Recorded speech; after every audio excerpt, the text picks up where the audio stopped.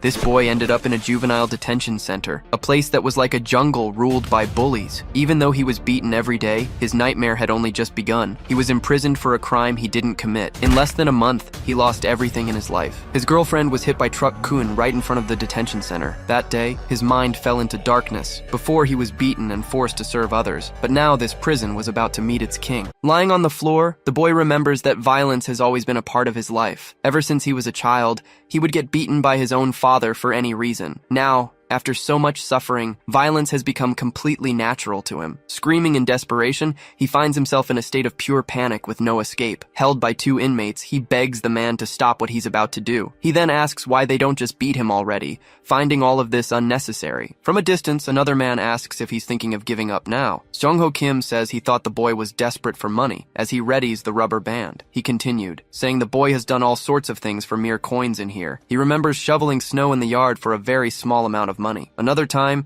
he even warmed up shoes for the other inmates for just a few coins. He even went as far as acting like a dog to get some change from the seniors. Then, Seong-ho offers him more money to become a human target for them. With the rubber band in his mouth, he ends up agreeing to the proposal. Inside the juvenile detention center, you could find the worst kinds of criminals. It was a lawless place. One of them tells him to close his eyes so he doesn't go blind, but at the moment of the shot, the rubber band snaps unexpectedly. Angry, he curses as the coin flies far off, missing the target by a long shot. After hitting the wall, the coin ends up falling towards the cell's bathroom. To everyone's bad luck, it lands right inside the toilet. Annoyed, he asks if anyone has another rubber band, but no one can find one nearby. One of the guys then tells Ju-young that it's his lucky day. Telling him to go get his coin, the boy runs off, grateful for his freedom. But Sung-ho stops him, saying it's too easy, and changes his mind. Standing in front of the toilet, he's ordered to get the coin with his mouth. At the bottom of the water, the coin sits as he stares at what he has to do. One of them comments on how disgusting the situation is,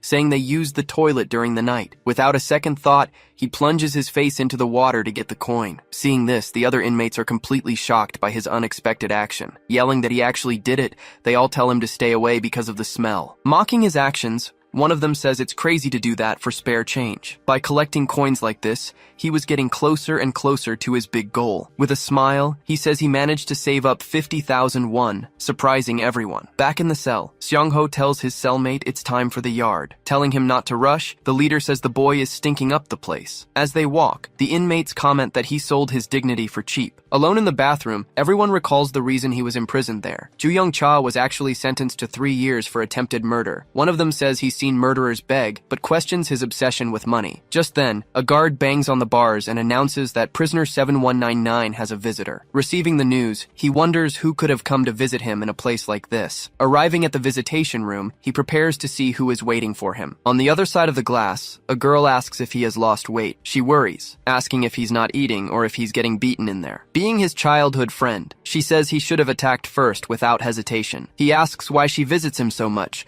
commenting on the price of the bus ticket. Banging on the glass, she yells, asking if he thinks she doesn't have money. Showing him some jars, she asks why he sent them and where the money came from. Surprised, he says it was for her to keep, but she refuses the suspicious money. He then asks if she's talking about the promise they made before. She confirms, referring to their promise to move to Seoul together after school. Telling him to take care, she says she will look after all the money. At that moment, the visiting time ends, and they are interrupted by the guard. As she's leaving, she asks him to focus on getting released from that place soon. She also makes him promise not to overdo it and to take care of himself in there. The visitation room window then closes, ending the conversation between them. Seen from above, he is left alone in the room after his friend leaves. Remembering their promise, he remains determined to fulfill their agreement. Shifting to a flashback, he apologizes to Daeon in front of a hospital. Sitting next to her, he says it was all because of his father. Calling his father a monster, he saw his friend all bruised up in front of him. She then asks if he's really worried about her in this whole situation. Angrily,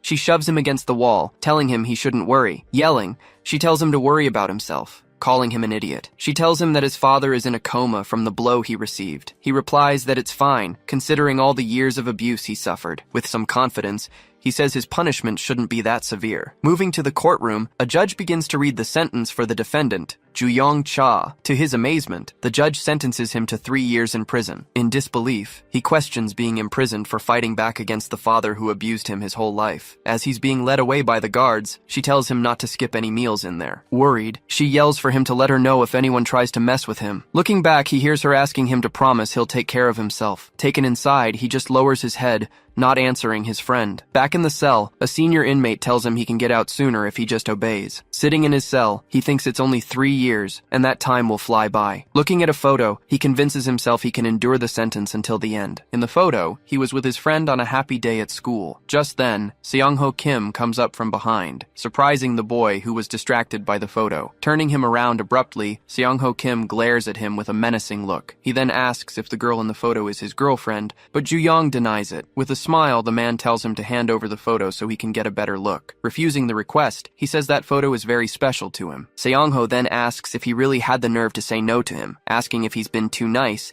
he prepares to strike the boy. He then takes a heavy blow, getting thrown to the side with the force. Changing scenes, a guard announces that cell 36 has a new inmate. Confused, the cell leader says he wasn't aware of any newcomers. At that moment, a new prisoner enters the cell with a very serious look. As he leaves, the guard tells the newcomer to keep his head down, because he'll be watching him. One of the inmates says he knows the new guy, completely surprised by his arrival. Pointing at the newcomer, he shouts that the guy killed 7 bullies from his school. Gyeom-ma was sentenced to 20 years for the murder of 7 people, the maximum penalty. As the door closes, everyone in the cell stares at the newly arrived prisoner. Ju-young is shocked, wondering if he really took the lives of 7 people. Seeing the situation, Seong-ho says there is absolutely nothing for them to fear. He continues, saying that even if he killed 7, any of them could take him on. Approaching him, he comments that if looks could kill, the new guy would indeed look like a murderer. Telling him they'll get along fine, he says the newcomer just needs to keep his ego in check. Extending his hand,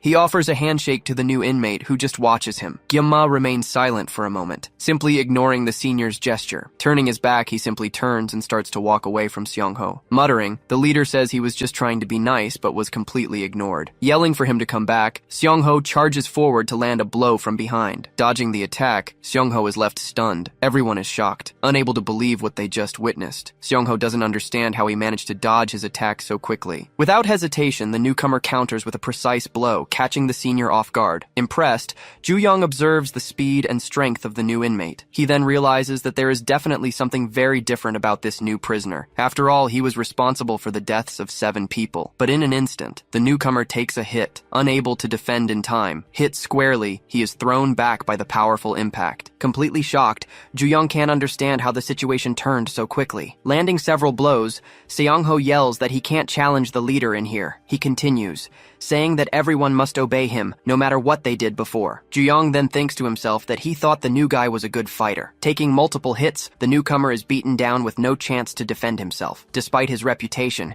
he can't land a single blow on his opponent. In the end, he is left kneeling, completely defeated after the confrontation with the leader. After one last hit, Seong-ho orders him to go get some water for him immediately. Despite the order, Gyeom-ma refuses to do anything for the leader. Because of this, he gets beaten by the other inmates but remains very stubborn. Ju-young just watches the scene, seeing that the new guy hasn't learned his place yet. Doing push-ups, he complains about not getting a normal newcomer like the others. During the night in the cell, all the inmates were finally asleep in their beds. Already lying down, Gyeom-ma calls out to his cellmate to talk for a bit. He asks if Ju-young is stupid, telling him his life would be easier if he just obeyed. He says the leader is the strongest, which is why everyone stays quiet and follows orders. Ju-young tries to offer some advice, but the newcomer cuts him off before he can finish. The new guy then asks if he has always been a coward his whole life. The sudden question leaves Ju-young speechless, not knowing what to say. Turning to his side, Gyeom-ma mutters that he was just trying to help his cellmate. To Ju-young, the new guy could call him whatever he wanted. He didn't care. Remembering the past, he reaffirms that he will continue to follow his own path. Recalling the beatings, he remembered all the injuries he had ever suffered. For him, he had to live like a coward for now, enduring everything in silence. This would be his life until he could finally get out of that place for good. Changing scenes, his friend was complaining about the cold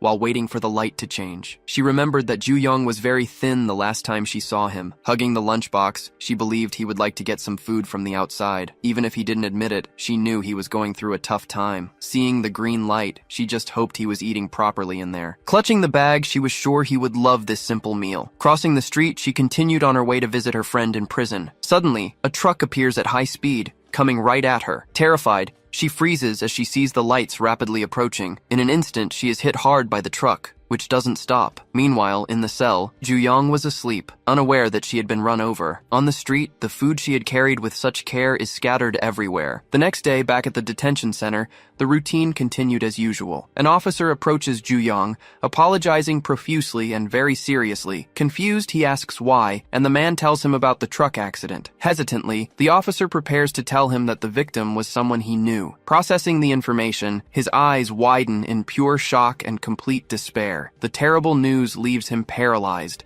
unable to believe what he just heard. Back in the cell, he sits on the floor, completely zoned out. A cellmate watches him, wondering what happened to make him like this. Seong-ho then storms in yelling, saying he didn't clean the bathroom as ordered. Angrily, he walks towards him, asking if he was asking for a beating. Seeing his reaction, he stops, noticing the boy isn't responding to his provocations. He then asks why the hell he's staring at the photo of his crush. One of the inmates points out that the girl in the accident was the same one from the photo. Realizing everything, he questions why Ju-young lied, saying she was his girlfriend. Grabbing the photo, Seong-ho says that poor Ju-young is now finally single again. Commenting that she was pretty, he says she was way out of his league. Asking if anyone wants it, he starts auctioning off the photo for 500 won. As the bids increase, Ju-young offers 1,000 won to try and get the photo back. Then an inmate jokes about going out with her, but Seong-ho scoffs, asking how he would do that. With a smile, he says he would have done a lot more than just go out with her. Calling him a psycho, the other inmates ask if he wants to extend his sentence. With his head down, Ju-young remains quiet, listening to all the taunts. In the corner of the cell, Guillaume sits and watches the whole commotion. He continues to stare at the group,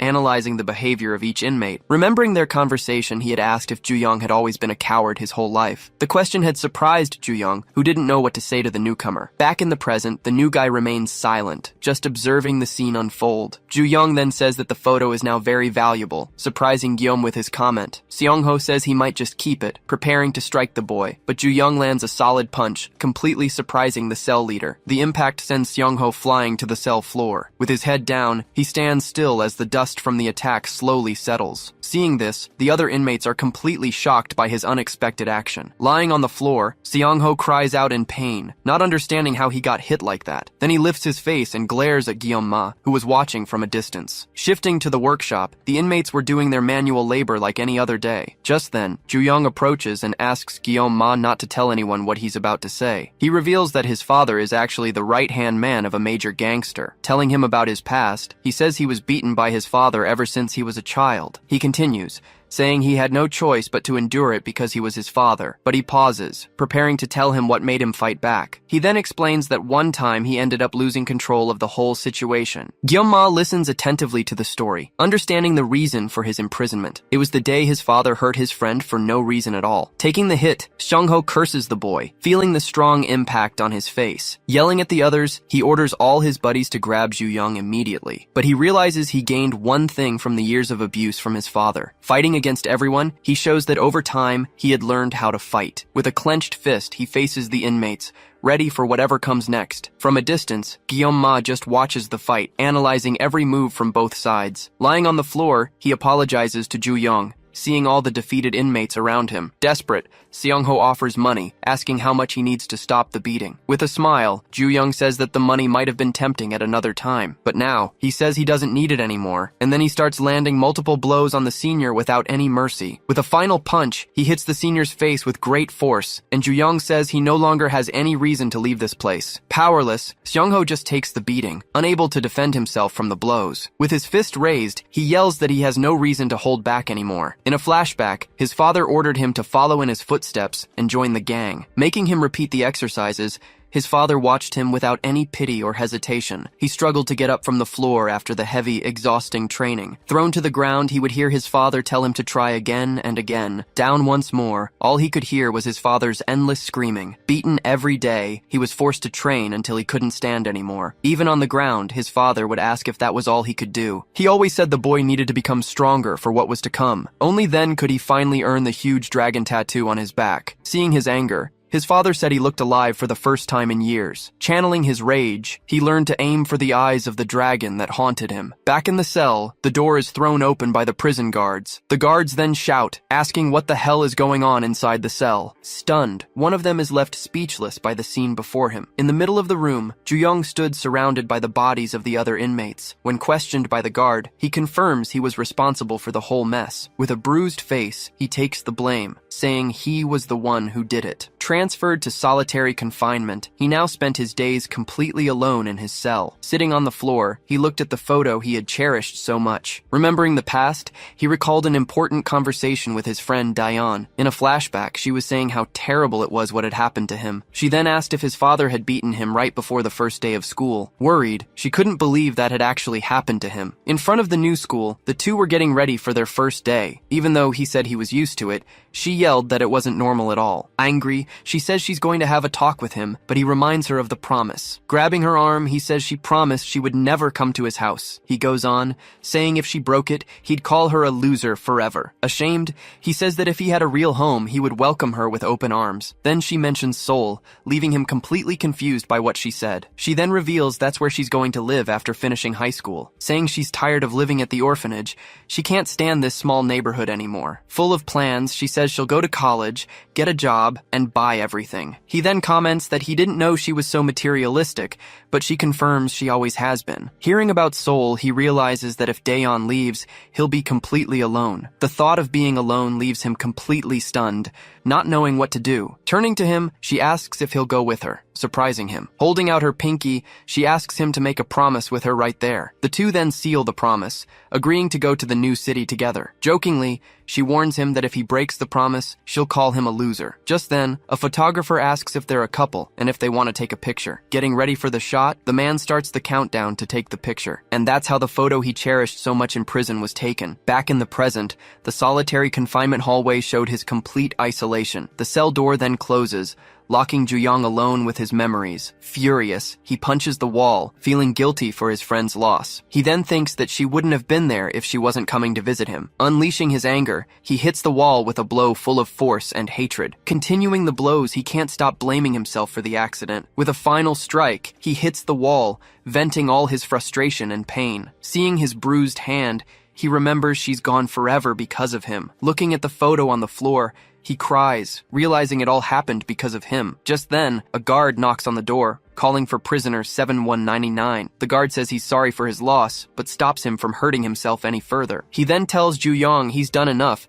and doesn't need to do this anymore. Telling him to calm down, the guard says he hasn't eaten anything since yesterday. Even as the guard says life goes on, Ju-young sits on the floor, heartbroken and sad. On the floor, he just apologizes, feeling guilty for his friend's loss. Alone in his cell, he keeps apologizing, unable to accept the situation. Meanwhile, in the cafeteria, Guillaume Ma was eating, watching the other prisoners' routine. One of the inmates asks if Guillaume Ma heard about what happened recently in the prison. Another prisoner says Ju-young was sent to solitary for beating up everyone in his cell. He goes on to explain the fight started because of his girlfriend who died in the accident. The inmates then comment that he did the right thing, defending his girl's honor. Just then, a man approaches their table, getting everyone's attention. The prisoner laughs, commenting that it looks like they're getting a new leader around here. But the man attacks him, slamming his face hard into the food tray. One of the inmates then says it looks like he was having a lot of fun. With a smile, the man looks at them, introducing himself as Jungchan Park. He asks if the inmate wants to share the fun, but glares at him angrily. Grabbing his head, he asks if he thinks it's funny that someone got beaten up by the leader. With a challenging look, he prepares to ask the group a question. He then asks if any of them would like to try doing the same to him. Scared, everyone at the table falls silent, not daring to answer the new inmate. Afraid, they shout no, saying they would never dare to do such a thing. Cynically, Jongchun asks if the boy is okay, lifting his face with his hand. With a dirty face, the inmate replies that he's fine and apologizes for his stupidity. With a smile on his face, Jongchun seems pleased with the prisoner's submission. Turning to the table, he asks for the name of the boy from solitary. Guillaume Ma then stares at him, hearing Juyong Cha's name mentioned in the cafeteria. A week later, Juyong is finally released from his solitary cell. The guard informs him that Seong Ho is still in the hospital from all the injuries. He continues, saying he only let him out because he knew the whole story behind it. With a warning, the guard tells him to keep his head down and stay out of trouble. Back in his cell, he finds Guillaume Ma sitting, as if he were waiting for him. The newbie then comes in, locking the door and staring at Juyong with a serious look. The two then face off, with Guillaume Ma saying that no one hits the leader. He continues, saying they will definitely get revenge for what happened to Seong-ho. Worried, the newbie curses, knowing the situation could get even worse for them. Approaching, the newbie calls him over, getting ready for another talk. One of the inmates asks if he's feeling better, happy about his return. Guillaume Ma watches from a distance the warm welcome the new leader was receiving. Surrounded by the others, the inmates say solitary must have been horrible for him. They then offer him a massage, water, and anything else he needed to feel better. Sitting down, Guillaume Ma sighs, realizing something important about the place he was in. Writing in his notebook, he jots down the date and his new thoughts on the prison. He thinks that in school, people care about power, looks, and grades. But in the juvenile detention center, the only thing that really matters is power. In the prison yard, the inmates paced back and forth aimlessly. Juyong then approaches Guillaume Ma, who was reading a book while leaning against the fence. He then questions him, asking why he did that on the day of the fight. With his head down, he remembers his intention in that moment of pure rage. He then reveals that on that day, he was going to take Seong-ho's life without a second thought. But Guillaume Ma stopped him, placing a hand on his fist, holding him back from making a mistake. He then asks why he did it, wanting to understand his true intentions. Remembering his past, he says the newbie has also killed 7 people. Without answering, Guillaume Ma just stares at him with a serious, thoughtful expression. Cutting to a flashback, a man's bruised hand is seen lying limp. Breathing heavily, he prepared to get up and continue the fight. In the classroom, an overturned chair showed the aftermath of a huge brawl. He then asked why they did it, surrounded by the bullies' bodies. Hurt, all he could ask was why all of this was happening to him. Getting ready to answer, he begins to explain the reason for his actions. Just then, a new inmate approaches, asking which one of them is Juyong Cha. With a smile, he says Juyong is much smaller than he imagined. He questions how he beat Seong-ho, but says he was always pretty weak. Sizing up the boy, he seems to be thinking about something very specific. Jong-chan then asks why the hell he decided to rebel against the former leader. He continues,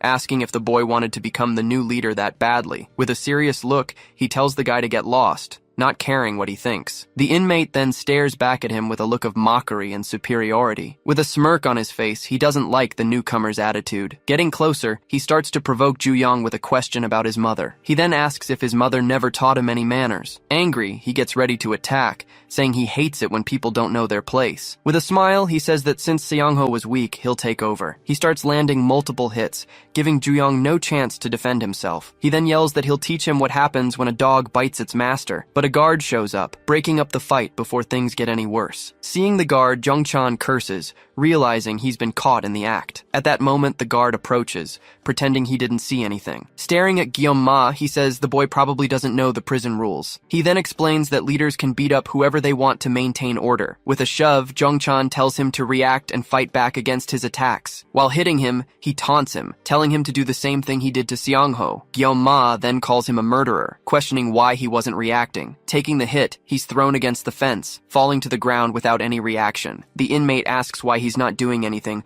wondering if he's fallen asleep. Adjusting his sleeve, he says he prefers it when things are a little tougher. With a smile, he says he likes it when his prey struggles and fights back. With a serious look, Juyong remembers his own father's dragon tattoo. He recalls the abuse he suffered and how helpless and weak he felt. The memories bring back the fear and anger he felt at that moment. He then remembers his father, the man who taught him how to fight. Head down, he says the boy didn't seem so scared when he was talking. Mockingly, he asks if the boy's attitude is because of the girl. Getting ready to attack, he says he heard she was hit by a truck, but he's interrupted by a blow, unable to finish his taunt. Being held, he cries out in pain from his opponent's strike. With a quick move, he lands a powerful blow, throwing his rival back. Throwing his body, the impact pins him hard against the fence. With a foot on his face, the man curses, unable to get up from the ground. Standing over him, he glares and tells him to repeat what he just said. Confused, the inmate asks what the hell he is, surprised by the reaction. Smashing his head again, he continues the assault, giving him no chance to defend himself. Pinned to the fence, he screams for him to let go, but he's completely ignored. With another blow, he smashes his rival's face hard against the fence. Grabbing his arm, Ju-young prepares for his next attack. Twisting the tattooed arm, he increases the pressure, causing his rival more pain. Screaming, the man begs him to stop, asking what he's doing. With a snap, he breaks his opponent's arm, finishing his move. Hearing the scream of pain, Guillaume watches the scene with a serious expression. With multiple blows, he keeps attacking his rival, not stopping for a second. Screaming in pain, the man is pressed against the fence, unable to defend himself. With his rival on the ground, he observes the result of all his rage. Staring into space, he prepares to attack his opponent again. In a flashback, two women were talking about how the boy's father was a famous gangster. Watching him from a distance, they judged him as the biggest problem in the whole neighborhood. With a bruised face, he always kept his head down, avoiding any trouble. Arriving home, he opens the gate, bracing himself for another day of suffering. As he enters, he hears strange noises like something is being broken inside. He then hears a scream, wondering if someone was in danger in his house. Running, he recognizes the voice and wonders what was happening inside. With a look of hatred, his father glares at him,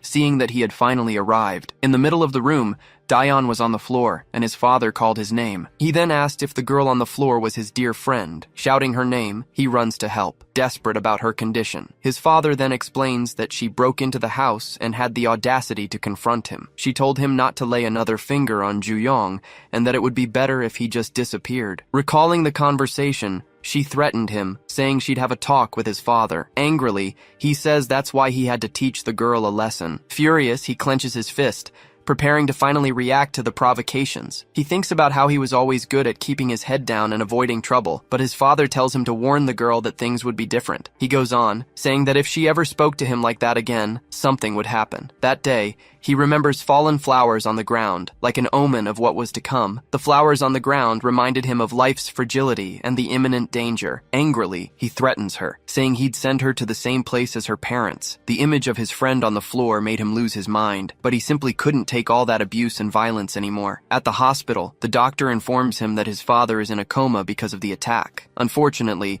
the doctors believed his chances of regaining consciousness were practically zero. According to the doctor, it would take a miracle for him to wake up again. Hearing the news, he just stands in silence, processing his father's situation. With a clenched fist, he realizes the tattoo didn't matter anymore. Looking at his friend, he thinks that now she would finally be safe from everything. In the yard, all the prisoners were talking about the fight that had just happened. They couldn't believe Ju-young had done it again to another inmate. With his rival on the ground, they realized the fight happened right after he got out of solitary. Showing his tattoo, he gets up, his arm bruised but ready to keep going. With a bruised face, Ju-young stares down the other inmates, showing no remorse. As the yard time ends, all the prisoners head back to their cells. From the yard, the view of the prison shows the inmates' routine on that sunny day. From his office, a man apologized for the noise coming from outside. With a cup in his hand, he says that all the boys there are very energetic. He then says he's glad the other man is okay, mentioning his discharge from the hospital. The center's director, Chang Sok-gwan,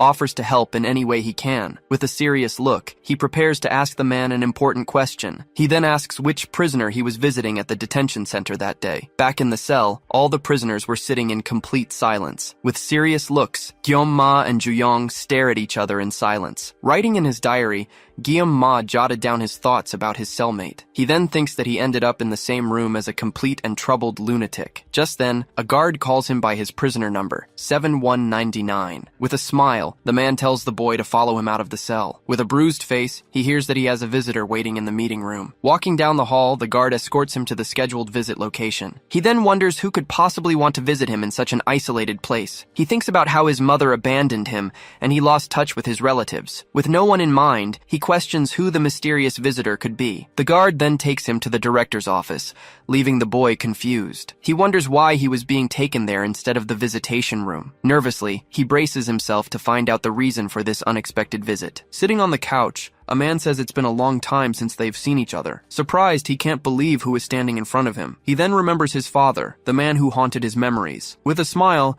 he says he enjoyed watching him playing in the prison yard. Shocked, he wonders how his father is there when he was supposed to be in a coma. Introducing himself as Gang Ryong-cha, Ju-young's father stares at him with a serious look. The boy is completely shocked, unable to believe what he's seeing. Saying he shouldn't be here, the director greets him with a smile. With a frightening look, he asks if the boy is surprised by his visit. He then reveals that his father regained consciousness. which was a miracle. With a smile, he asks if Ju-young isn't relieved to see him recovered. He remembers the doctor saying the chance of recovery was almost zero. Angrily, he wonders how that was possible when there was no hope. His father says that at first he also had a hard time accepting the whole situation. He goes on to say that being attacked like that was very unexpected for him, especially since it wasn't by enemies or the police, as he had expected. The attack came from his own son, who left him in a coma at the hospital. He says that when he woke up, he was shocked to find out who put him there, but he reveals that he was actually very happy with what his son did. He continues, saying the boy finally managed to prove he was his true son. He then says he's starting to understand the feelings of a proud father. With a scary look, he says there's nothing in the world he wouldn't do for him. For that reason, he prepares to tell the truth behind it all. With wide eyes, Ju-young listens to the revelation, completely in shock. The father then reveals he had no choice but to take the friend's life. Terrified, she's surprised by the truck, with no time to react to the danger. Hit, she's thrown a great distance by the strong impact of the high-speed vehicle. The food she was carrying with so much care scatters all over the street. Lying on the asphalt, she is seriously injured after the terrible and unexpected accident. Struggling, she tried to stay awake, breathing with great difficulty on the ground. Approaching, a person appears and stops beside her, watching the accident scene. With her last bit of strength, she asks for help, but the man just watches her in silence. Without helping, the man just watches her, walking away and leaving her behind. Stuttering, she couldn't believe who was standing in front of her. The man she saw was Ju-young's father, standing there watching her. With a smile, he says she looks like she's seen a ghost. He then recalls how she said Ju-young would be better off without him around. He continues, saying that parents should do anything for their children, just as he will. Taking a step, he prepares to show what he is capable of. Turning his back, he seems to think about what he'll do next to the girl. He says she would never understand a father's love being an orphan. Continuing the taunt, he says she never knew her parents' love. Back in the room, he says he always thought him a weakling who wouldn't fight for anything. But that day, he saw the true potential his son was hiding inside. He then reveals that the girl was the key to unlocking all that power. With a sad look, Ju-young laments, wishing he had realized it much sooner. He then says he killed the girl to help him reach his potential. With this revelation, he explains the reason behind all his cruel actions. The director watches the scene, feeling that something was very wrong. Terrified, he screams desperately, asking for someone to grab him. With a leap, Ju-young lunges at his father, and suddenly he stops mid-attack because of the taser. With a jolt, he is electrocuted, feeling the strong charge in his body. The force of the attack throws him back, unable to react to the shock. Screaming in pain, the guards hold him down, announcing he's under control. Relieved, the director says that the situation was barely kept under control. On the floor, he screams, feeling the pain of the shock course through his body. Standing, his father asks if he wants revenge for what happened to the girl. He continues asking if his son would be happy to see him dead after all this. On the ground, he says he'll tell him the only way to finally kill him. The director then reveals that several gang members were in that same facility. He says they aren't useful now, but they could become part of the gang. With a smile, he says Ju-young needs to prove he's the best among them. His father then reveals he wants him to conquer the entire juvenile detention center. He continues, saying that way he will earn the respect of everyone in the gang, and that at some point he'll get the chance to finally attack him by surprise. He says that when he kills him, the gang's right-hand man, he'll have to suck it up and take control of the entire Sky Dragon gang. That way, he'll achieve a goal his father never could, even after trying his whole life. He says his life will finally be complete, thanks to his son and his sacrifice. With a smile, he says goodbye, leaving Ju-young with his thoughts and his plan. The director says he'll take good care of him, saying goodbye to the gang leader. Frightened, he asks what that is, but the man just stares at him. With his back turned, he walks away, leaving the director on the floor without any explanation. Clutching the taser, he asks why his father thinks he'll wait. Staring at the boy, his father just watches him in silence with a serious look. Lunging at him, he screams that his father is going to die right now. With a look of pure hatred, he charges, yelling that it all ends today. The guards and the warden watch the scene, completely shocked by what they see. A man then steps forward, landing a solid blow on Ju-young's father. He says his life will finally be complete, thanks to his son and his sacrifice. Angrily, he says he won't wait, and that his father will die today. With an embrace, the man draws near,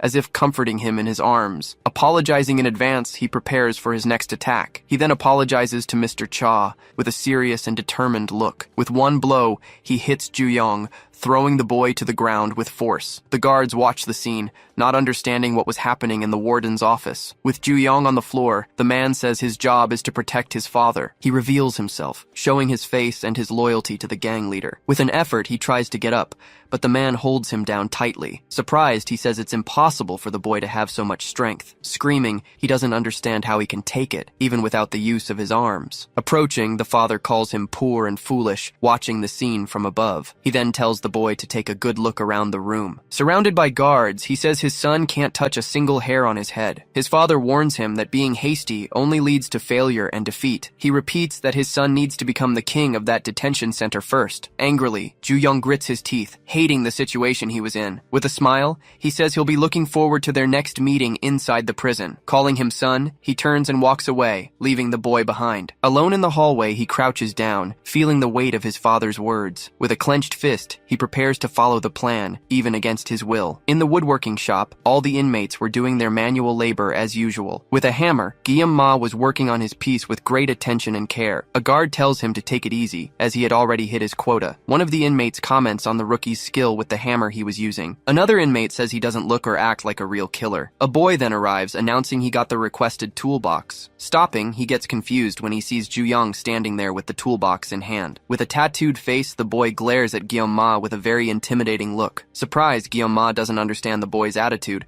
who is staring at him for no reason. Suddenly, the boy throws the toolbox on the floor, scattering everything. He then apologizes, saying his hands slipped by accident. On the floor, a sharp nail stands out among the other tools that fell. With a smile, the boy says the whole situation is a big surprise. He then greets Guillaume as if the two knew each other from somewhere. Introducing himself as Guillaume Min-yoon, he says he hasn't seen him since graduation. He says he saw him on the news but didn't expect to find him here. With a smile, Guillaume looks back at him, confirming that he remembered him. He then says he remembered him very well and everything that happened. With a smile, the boy says there's something he really wanted to ask. Getting closer, he prepares to ask the question that was bothering him. He then asks if it's true that Guillaume really killed 7 people. He says he knows what Guillaume was like back in their old school days. Asking what he means, the boy says he was always a model student. Just then, the guard tells him to get back to his post and stop talking. Saying goodbye, he walks away, leaving Guillaume alone with his thoughts. He then feels a pain in his hand, realizing he got hurt by the tools. With his hand bleeding, he remembers the words and taunts of his old classmate. At night in the cell, all the inmates gathered for another night in prison. Alone in the corner, Ju-young sits, thinking about everything his father told him. He remembers he needs to become the king of this place to get his revenge. With a determined look, he knows what he needs to do to kill his father. But the problem was that he didn't even know where to start his plan. One of the inmates complains about being hungry, saying he only ate vegetables in that prison. Another complains he'd kill for a slice of pizza. He was so hungry. Hearing the conversation, he gets an idea, thinking of something he'd kill to have. As a guard passes by, everyone goes quiet, waiting for him to move away from the cell. With a plan in mind, he prepares to put his idea into practice. Calling the guard, he asks if there's any problem going on in their cell. Surprised, the inmates don't understand what Ju-young was doing with the guard. He then says it's nothing serious, he just wanted to ask a question. With a serious look, he asks if he can order a pizza delivery there. Irritated, the other inmates shout, unable to believe their cellmate's audacity. Angrily, the guard tells him to get out of the cell right now for a talk. One of the inmates curses, believing he had gone completely crazy. Eating the pizza, he says the taste is incredible and that it was worth it. In disbelief, they eat the pizza, one of them even crying because it was so good. One of them then praises Ju-young, saying he's the best for getting the food. He realizes he's getting special treatment because of who his father is. With the status of that monster's son, he could get anything he wanted in there. He then thinks he needs to see how far the freedom he's been given goes. An inmate calls him boss, asking if he's some kind of celebrity. They then ask if his father is a congressman, or if he's very rich. With a clenched fist, he thinks he'll do whatever it takes to get his revenge, and if that means taking advantage of his father, so be it. He then wonders what's gotten into Guillaume, who had been acting strange all day. One of the inmates calls him to eat, but the other says to leave him alone. With a clenched fist, one of them comments that he's more somber than usual. Sitting in the corner, he wondered what had happened to make him like this. In the workshop, the prisoners were working, making noise with the tools and materials. Together, they organized the boxes and equipment in their workspace. On the table, they place a box full of nails and other tools. With a defiant look, the boy says his hand might slip again. Faking an accident, he prepares to throw the box on his colleague. He then throws everything, knocking the box of nails over Guillaume. Surprised, he is hit by the nails, which scatter all over his body. With a smile, the boy says it was his bad, and that his hands are oily. Angrily, he asks what the hell Gyeonmin was doing in the workshop. He glares back at him with a defiant and confident look. Another inmate asks if Gyeonma was really the guy they were looking for. One of them questions why the man was staring at him in such a strange way. With a confused look, he says he thought he was a weak loser. The man then asks if Jaeonmin was lying about being the gang leader. With a smile, he says he wasn't lying about anything he said. He then reveals that Gyeonma was always an easy target for him in the past. Sarcastically, he asks if he's forgotten the memories they made together. With a swift move, he dodges an attack coming his way. With a piece of wood, he prepares to strike and refresh his memory. The attack makes him remember when he was tormented by Jaeonmin at school. He recalls the fear he felt, begging him to stop the assaults. In a flashback, he pleaded for Jaeonmin to stop tormenting him and leave him alone. With a smile, he asks what he said, pretending not to hear him. Locked in the room, he said he couldn't hear him from the outside. Pleading, he begged to be let out, desperate about his situation. Sarcastically, he said he didn't know if he should let him out of that place. He then said that the real fun hadn't even started for them yet. With a hammer, he asked if the boy was ready for what was coming. Trembling with fear, he listened to the countdown.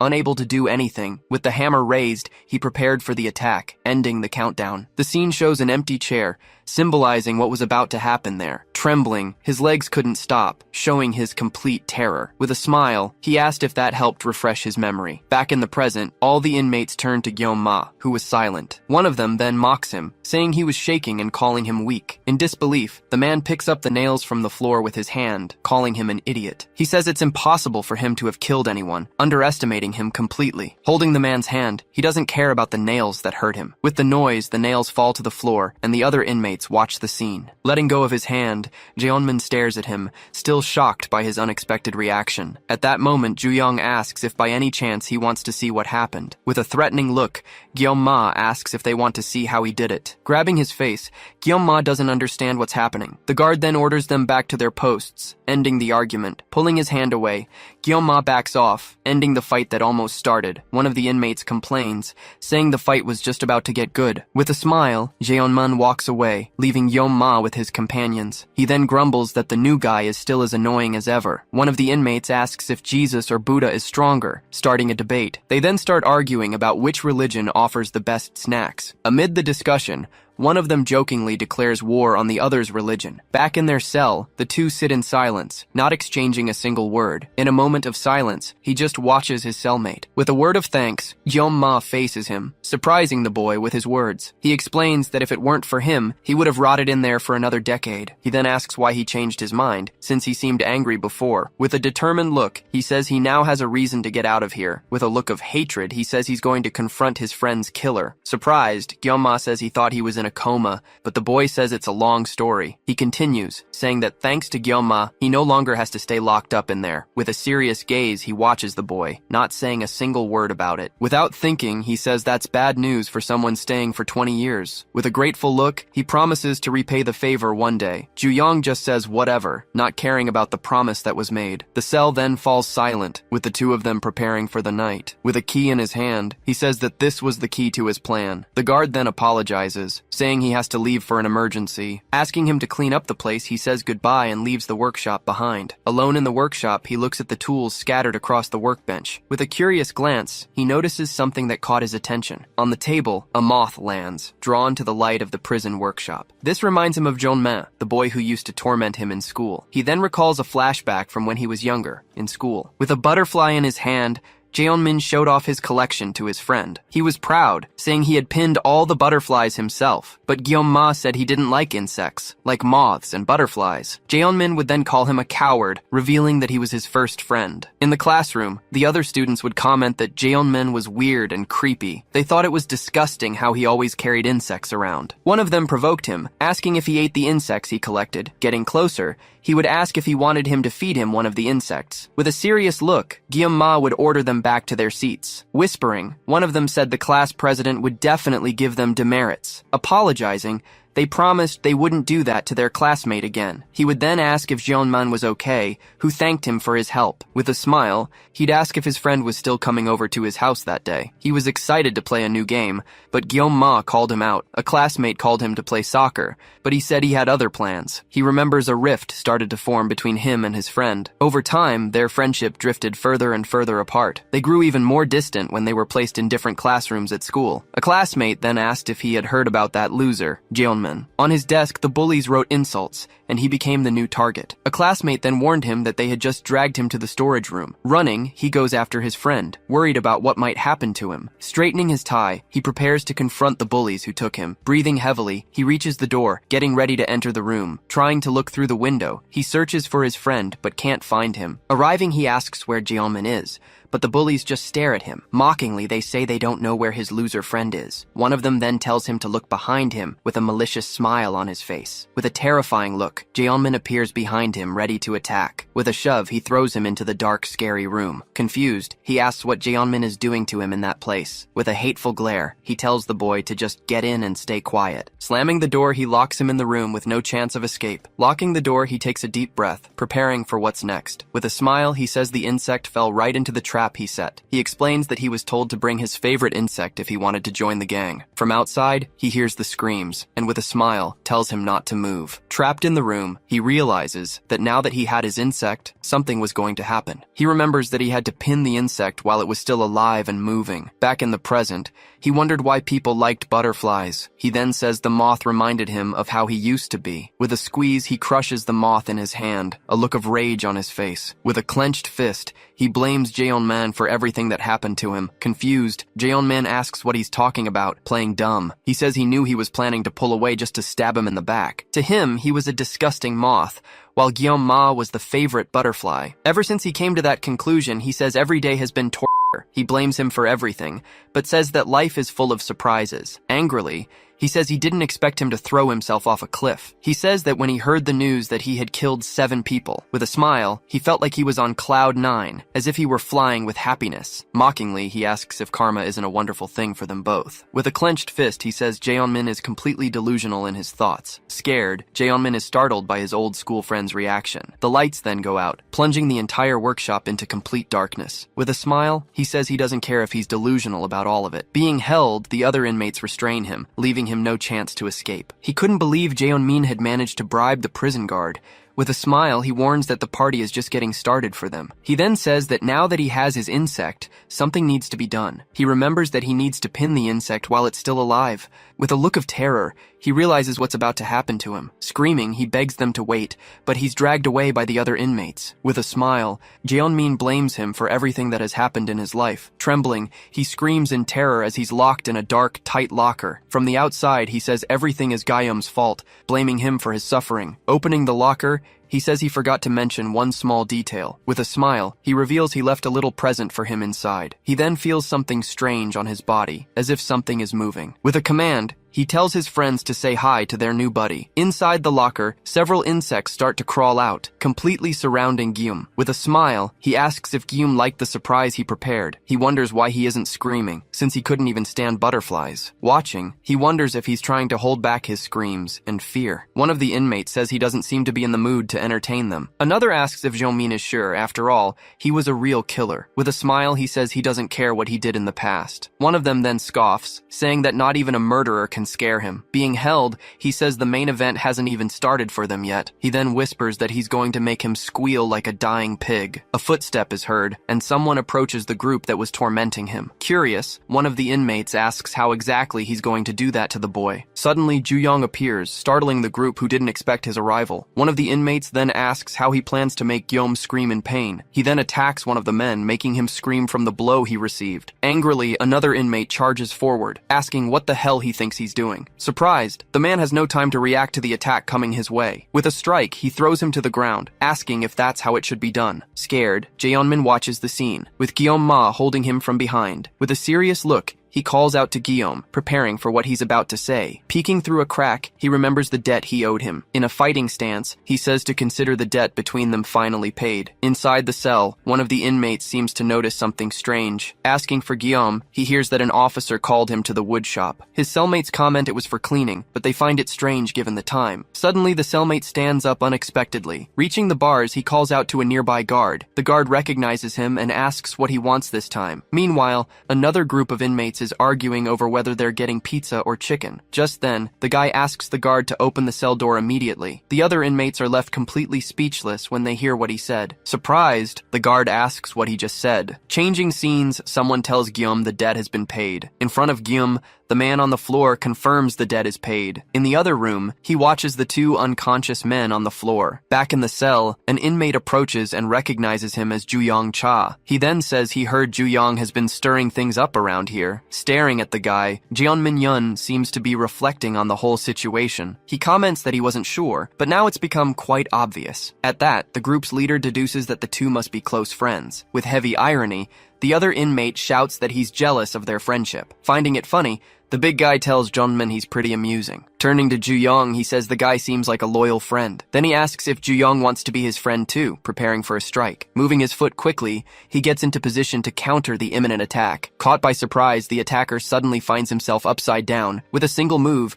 Juyong executes a throw and flings him over. Thrown with force, the man crashes hard onto the floor. Looking down, Juyong says he'd prefer something else before being friends. On the floor, the big guy hears him finish, saying he'd rather die. Turning next, he gets the attention of the scared, blonde inmate. Just then, Guillaume shows up and says he went a little overboard with the force. Juyong turns his head and directly asks the reason for all this. Repeating his words, Guillaume questions if he really thought it was an exaggeration. He then yells, asking if Juyong is kidding him. Outraged, he asks if Juyong has any idea of the hell he went through. Guillaume explains that the man acted as if he were his only childhood friend, but in reality, he was planning to backstab him the whole time. With a serious look, Juyong listens to the warning to be careful with Guillaume. Just then, the big guy appears from behind and warns him about his friend. Grabbing him by the neck, he says they won't get rid of him that easily. He reveals he was just waiting for the right moment to finally make his move. Seeing the scene, Guillaume shouts for the henchman to go ahead with the attack. Squeezing even tighter, he asks again if Juyong doesn't want to be friends. Feeling the pressure, he positions his hand for a precise counterattack on the man. With a swift move, he strikes the attacker's finger. Suddenly, Guillaume appears out of nowhere and strikes the henchman. With a smile, Guillaume asks what he thought of that nice surprise. Praising Jeonmin, the henchman says he knew he could count on him. Almost out of air, Juyong struggles to breathe, but it's difficult. As he squeezes, the man tells him to relax to avoid something worse. He then warns that his neck is going to break, but is suddenly startled. Scared, the blonde guy looks and questions if that's really Guillaume. Not understanding a thing, he wonders how the guy managed to escape. Recalling the scene, he realizes the padlock was broken with a single strike. At that moment, Juyong lands a hard punch right in the blonde guy's face. After taking them both down, he breathes a sigh of relief for a brief moment. Looking to the side, he says the situation almost got out of control. The henchman struggles, trying to free himself from the chain around his neck. He then yells that Juyong isn't strong enough to hold him there. Pulling the chain with all his might, he gets help from another inmate. On the floor, the blonde guy tells them to keep pulling harder. Smiling, he says he already warned them about what would happen. Juyong is completely shocked as he hears him tell the other one to relax. Pulling the chain, he warns that the man's neck is going to break. Being choked, his henchman starts to lose all his breath. At that moment, a drop of blood runs down the metal chain. He then tells the henchman to relax,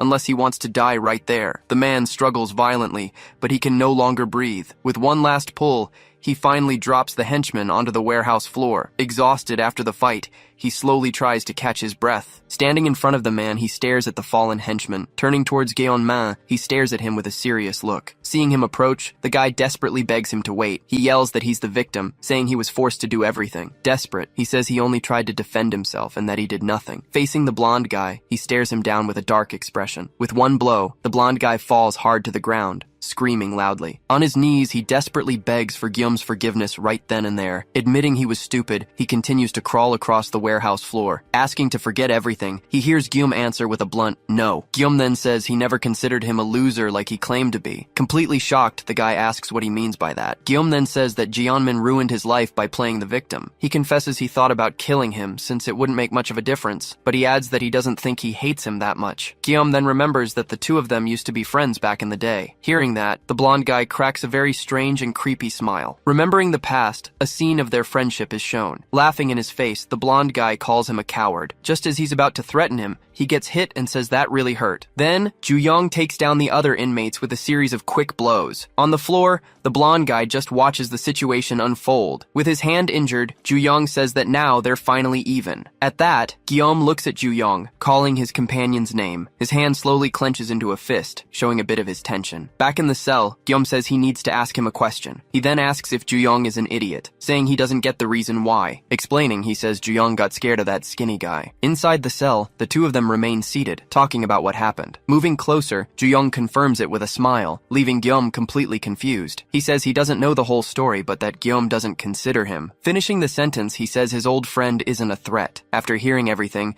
Guillaume just lets out a slight chuckle. In pain, Ju-young asks if he was still there after the fight. Guillaume then calls out to Ju-young, who responds, waiting for him to finish. With a sincere smile, he simply thanks him for all the help. Saying whatever, Ju-young just cracks a smirk. Suddenly, his expression changes as he notices something very strange happening. Hearing someone call for Jeonmin, he turns around, completely startled by the scene. Looking in the direction of the voice, he tries to figure out who the new person is. Just then, a man says he didn't give anyone permission to leave the room. Staring everyone down, the new inmate has a far from friendly expression. He then says there was a cockroach, landing a hard blow on the other guy. Continuing the assault, he yells that he was scared and nobody helped him. Shocked by the scene, Ju-young and Guillaume watch all the unexpected violence unfold. On the floor, Jeonmin remains unconscious, unable to even react. Complaining that he got dirty, the man looks at his own bloody hand. Pacing back and forth, he says he hates germs and feeling dirty. Then he lunges at Ju-young and suddenly grabs him. He then uses Ju-young's clothes to wipe all the blood off his hand. Asking what he thinks, Ju-young stares at him, completely unfazed. He gets closer and asks if he looks clean now. Insisting, he demands Ju-young answer if he looks cleaner now. In that instant, a tense silence falls over the entire warehouse. With a serious look, Ju-young answers no, saying he's still dirty. The man is completely shocked by the response. Guillaume just watches the scene, surprised by his companion's reaction. Gritting his teeth, the man's face twists with pure rage. Yelling that he's dirty, he lunges at Ju-young with a punch. Suddenly, a guard appears and orders everyone back to their rooms. Startled, the guard asks what they were all doing in there. Looking closely, he focuses on prisoner Ju-young's identification number. Repeating the number, he approaches, staring at Ju-young strangely. Getting very close, he says the number 7199 one more time. The scene changes. Two men are watching others play ball in the prison yard. Ju-young then asks why, looking around, completely confused. He adds that everyone is sitting next to him outside his room. With a smile, an inmate says the answer to that is pretty obvious. Introduced as Namin-gu, he begins to explain why. Whispering among themselves, the inmates comment that everyone knows Ju-young is strong. They then say that nobody messes with the group when they're near him. With little choice, Ju-young seems to accept the whole situation, saying whatever. He then asks not to be bothered, as he has a mission to complete. His mission is to find a tattoo of a dragon with red flowers around it. He needs to find the guys who have this specific tattoo somewhere. As he searches, he watches some inmates sitting on the yard's stairs. Looking to another corner, he wonders where they could be hiding. Just then, his companion asks what he's looking for, staring at the others. Offering help, the guy says he's known as the prison's informant. Commenting on his search, he reveals he's looking for a specific tattoo. He adds that it's something personal that really pisses him off. The scene changes. A news report talks about the rise in organized youth crime. Mentioned on TV, they're described as groups that rob and extort people. Hearing the news, an inmate grumbles that they're a bunch of idiots. Another then says those criminals deserve to rot in jail until they die. Sensing the mood, the inmate next to him just says the comment was harsh. Trying to break the ice, he says the place doesn't only have bad people. With a smile, he says he'll tell them why he's in prison. He begins by saying there was once an incredible restaurant in his neighborhood. As a loyal customer, he loved the place's sauce and pasta. One day, a politician's son showed up, doing whatever he wanted. With several goons, the man sits down and just stares at the owner. Laughing, he says the owner must be kidding him. Complaining about the dumplings, he says they were supposed to be made of rice. Outraged, he starts breaking everything, yelling about the wheat dumplings. He then smashes a picture frame that was on the restaurant's counter. In the middle of the chaos, the guy shows up and hits the aggressor with a single blow. Facing the aggressor, he says he heard about the problem with the dumplings. He says says that in the end, he won the fight, becoming a legendary hero. Regretfully, he explains he ended up here because the aggressor told his father everything. At that moment, a companion interrupts him and asks if he's lying again. Laughing in his face, the other inmates reveal his nickname is Namin Goon. He still insists his stories are true, but nobody seems to believe him. Gayom then comments that he'd be an idiot to believe that story again. Suddenly, Ju-young surprises everyone and says he believes his story. Completely shocked, Namin stares at him, not knowing how to react. In his thoughts, he compares his life to the relationship between ants and aphids. That was the exact nature of his relationship with all the bullies he had ever known. He then reflects that he has spent his entire life sucking up to the strongest. Thinking about Ju-young's words, he believes the new leader likes him. Smiling, he concludes that the new prison boss likes him a lot. Now his plan is to become his right-hand man and lay low until the end. Thinking about the chance for a peaceful life, he continues working in the garden. Digging the dirt with a smile, he seems quite excited about the new task. Suddenly, something splashes on his face, leaving him completely confused. Looking up, he sees a man with an expression of disgust and pain. Holding his own face, the man asks what all this filth is. He then screams desperately that it stinks, leaving Namin in shock. Cutting to a flashback, the man says he got dirty because of the lies. In the memory, he is seen forcing something into the mouth of a person on the ground. He then finishes by saying he's going to clean that liar's dirty mouth. Back in the past,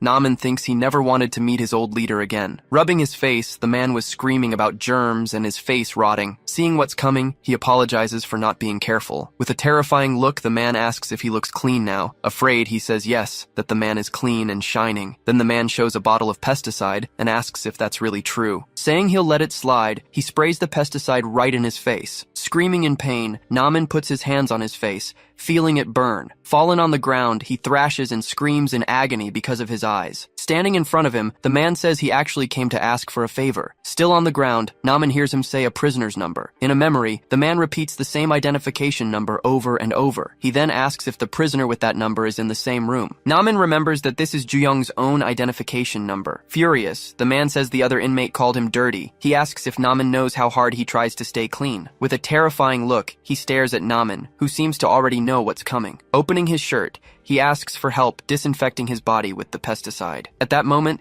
Namin sees the dragon tattoo with flowers he was looking for. Back in the cell, someone is on the floor counting push-ups out loud. Reaching the 100th push-up, Ju-young finally finishes his nightly exercise routine. Finishing his workout, he thinks that he still hasn't found the tattoo. The image of that dragon with red flowers remains his only goal here. Impressed with the workout, Namin watches Ju-young finish his entire set. He then compliments Ju-young's form, saying you can tell he used to work out. Offering some grape juice, he explains it will help his body recover. Although suspicious, Ju-young takes the cup and thanks him for the drink. He then stares at the purple liquid inside the cup, analyzing the strange drink. With a very serious look, he turns and calls Namin directly. Remembering the pesticide, he asks who gave him that product. Holding the cup, he asks who gave him the poison to mix into the juice. In a flashback, Namin is seen being held down on the floor by several inmates. His former leader says he's all dirty now because of everything. Screaming in anger, he blames him for the lies that made him filthy. He then warns that he'll have to clean his mouth out for this. Announcing it's time to sanitize, he prepares for drastic action. Namin thinks that the first room he was sent to was a complete hell. At that, the man despairs and screams, asking what he did. The victim chokes on the floor as the torture scene continues in the flashback. Frantically cleaning the floor, he says the place was ruled by a demon. Back in the present, Ju-young calls out to Namin with a very serious and direct look. He then asks who gave him the pesticide on the shelf to mix into his drink. Desperate, Namin tries to deny it, saying he bought the juice with his own money. His cellmates doubt him and tell him to drink it first to prove it's safe. Ju-young asks if there's a special reason for giving him that juice out of nowhere. Afraid, he wonders if Ju-young suspects him of something too. Reflecting on his lies, he understands it's fair for Ju-young not to trust him. Suddenly, to his surprise, Ju-young simply tilts the cup and drinks it all. He gulps down the juice in one go, leaving Namin speechless. Saying it was good, Ju-young thanks him and hands back the empty cup. He then tells everyone to go to sleep, as they have group cleaning tomorrow. Namin is paralyzed, wondering if that really just happened. In his thoughts, he regrets not putting the poison in directly without testing it first. Remembering before, he recalls Ju-young defending him, saying he believed in him. With a determined expression, he seems to have made a new, important decision. Changing scenes, a man is drawing in a notebook while others sleep peacefully. In the notebook, he's making a detailed sketch of the dragon with flowers tattoo. Just then, Namin approaches and asks what that cute drawing is. Ju-young explains that it's the flowery dragon, a blue dragon with red flowers. He reveals his plan is to find a way to get all the bad guys. Thinking of a way, Ju-young asks if he has anything to say. A bit hesitant, Namin says he wanted to ask something. He then asks why Ju-young trusts him so much. Warning him of the danger, he says Ju-young could get hurt for trusting him. Ju-young replies that being a liar also means he's smart. He then says that someone as smart as him wouldn't talk too much. Finishing his sentence, he warns Namin not to get on his bad side. When the lights go out, Ju-young tells him to go to bed. Namin just stares at him with an expression of great surprise and confusion. Looking at the floor, he sees the dragon drawing Ju-young made. With a smile, he thinks that Ju-young must find him pretty smart. The next day, a guard announces a department inspection. After the announcement, all the inmates start cleaning the prison hallway. Just then,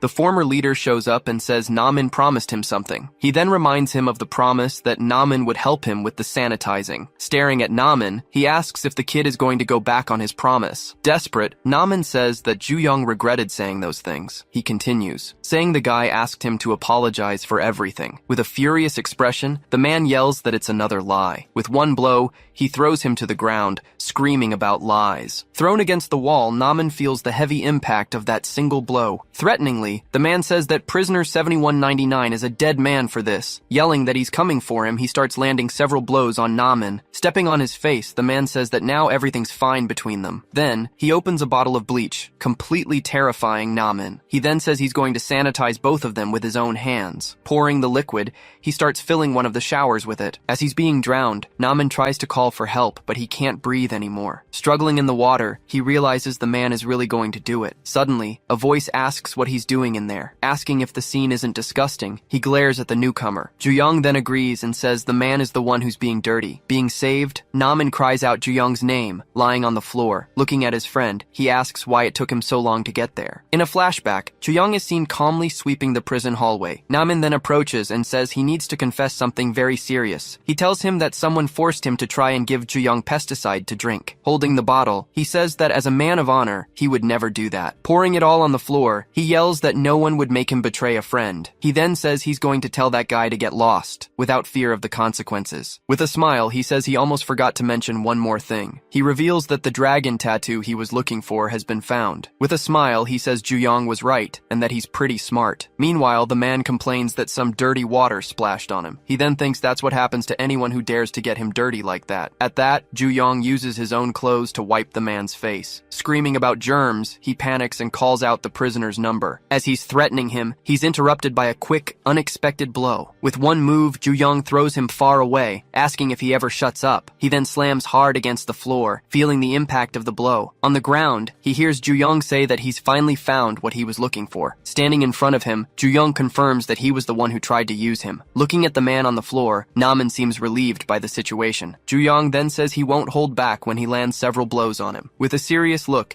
he prepares for the beating that's about to begin. Switching to a flashback, a fighter was drawing attention for his incredible finishing moves. Using all his strength, he prepared for his signature move on his opponent. Wrapping his legs around his rival's torso, he squeezed with all his might. But what looked like skill was actually just a dirty trick. To prevent him from tapping out, he pinned his opponent's hands to the ground. With a victorious smile, he watched his rival, immobilized and trapped. But ever since that day, something unexpected started happening during his fights. Suddenly, with a look of panic, he felt something very strange. Vomiting on his opponent, he never used that finishing move again. Ironically, his fate changed completely after that incident in the ring. That same fighter who loved to play dirty now seemed like a different person. Constantly rubbing his hands, he developed a critical condition for a fighter. He ended up developing severe germophobia, repeating that everything was dirty. Returning to the shower scene, Ju-young calls him a clean freak. Grabbing his face, Ju-young demands an immediate answer to his question. Demanding answers, he tells the man to spill everything about the Dragon Gang. Lying on the floor,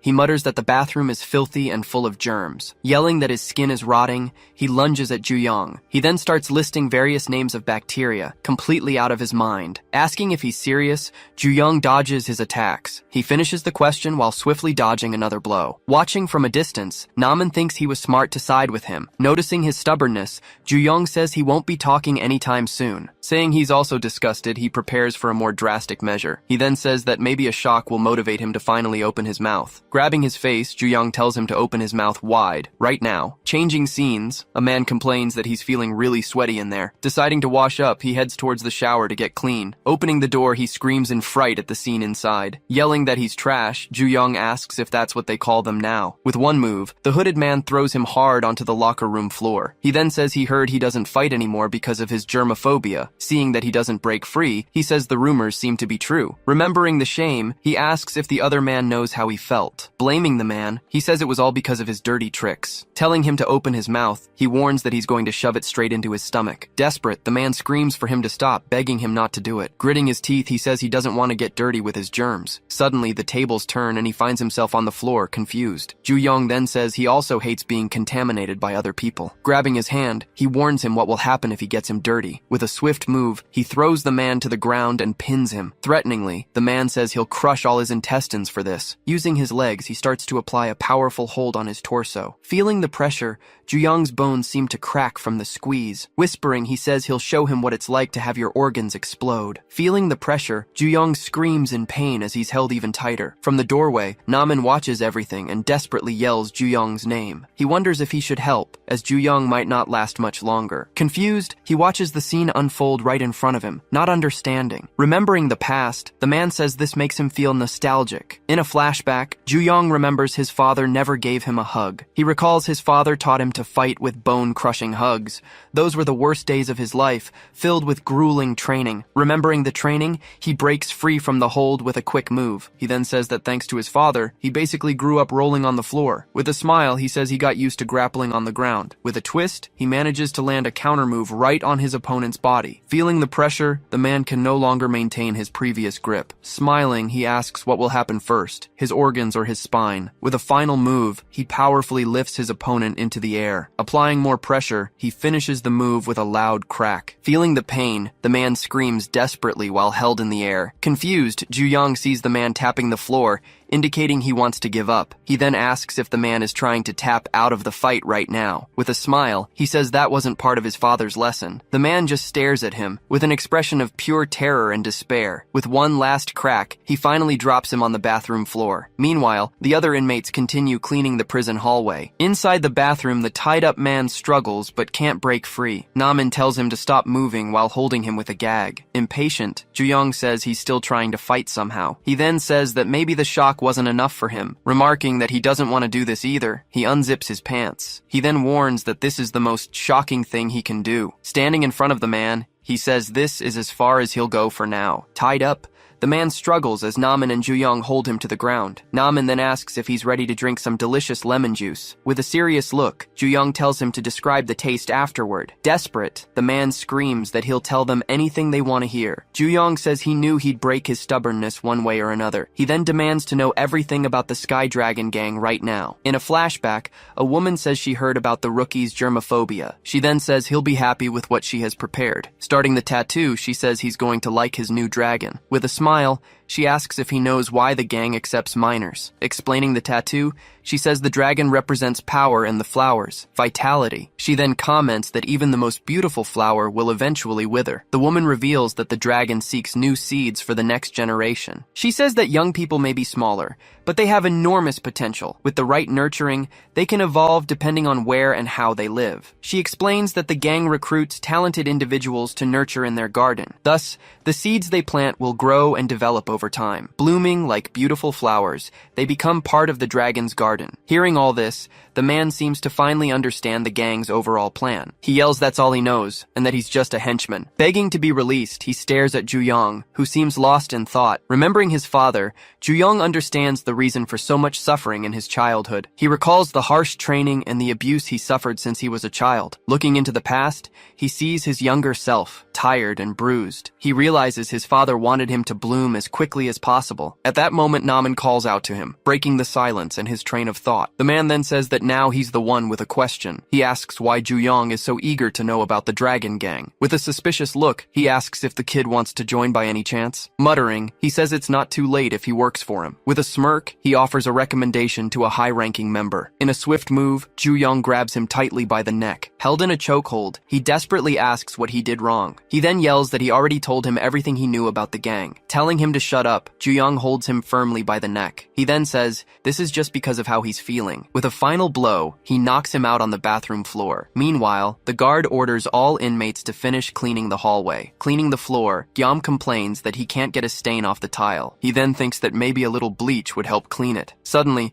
Namin shows up and hands him a bottle of bleach. Surrounded by the others, Namin makes a scene and calls him boss in front of everyone. With the bottle in hand, he says he wants to thank him for something. He talks about the relief he felt when Ju-young defeated the germaphobe. Holding the bottle, Ju-young suddenly seems to remember something important. Recalling, he asks if the man hadn't tortured him with bleach before. He finishes the question, remembering the story he told about his old room. Asking how he survived, Guillaume stares at him, not quite understanding the story. Namin then confirms that the situation was pretty wild, and that he foamed at the mouth. He reveals that he swapped the bleach for soapy water beforehand. He explains that he had to lie to a lot of people to get his room changed. Ju-young just listens in silence, still not believing the story he told. Saying there's no need for thanks, he says he only did it to find the tattoo. Namin then asks why he's looking for that dragon gang. With a serious look, Ju-young replies that it's so he can land a few hits on them. He says he's already taken down 2, but doesn't know how long it'll take to find the rest. Ju-young then wonders if the 2 inmates had anything in common. Thinking it over, he seems to start connecting the dots and understanding everything. He realizes that the 2 men he defeated were the room leaders. Determined, he says he'll go after each leader one by one. Namin then reveals that next week, all the leaders are going to meet. He explains that they're all gathering for the so-called Meeting of the Kings. Asking if he hasn't heard of it,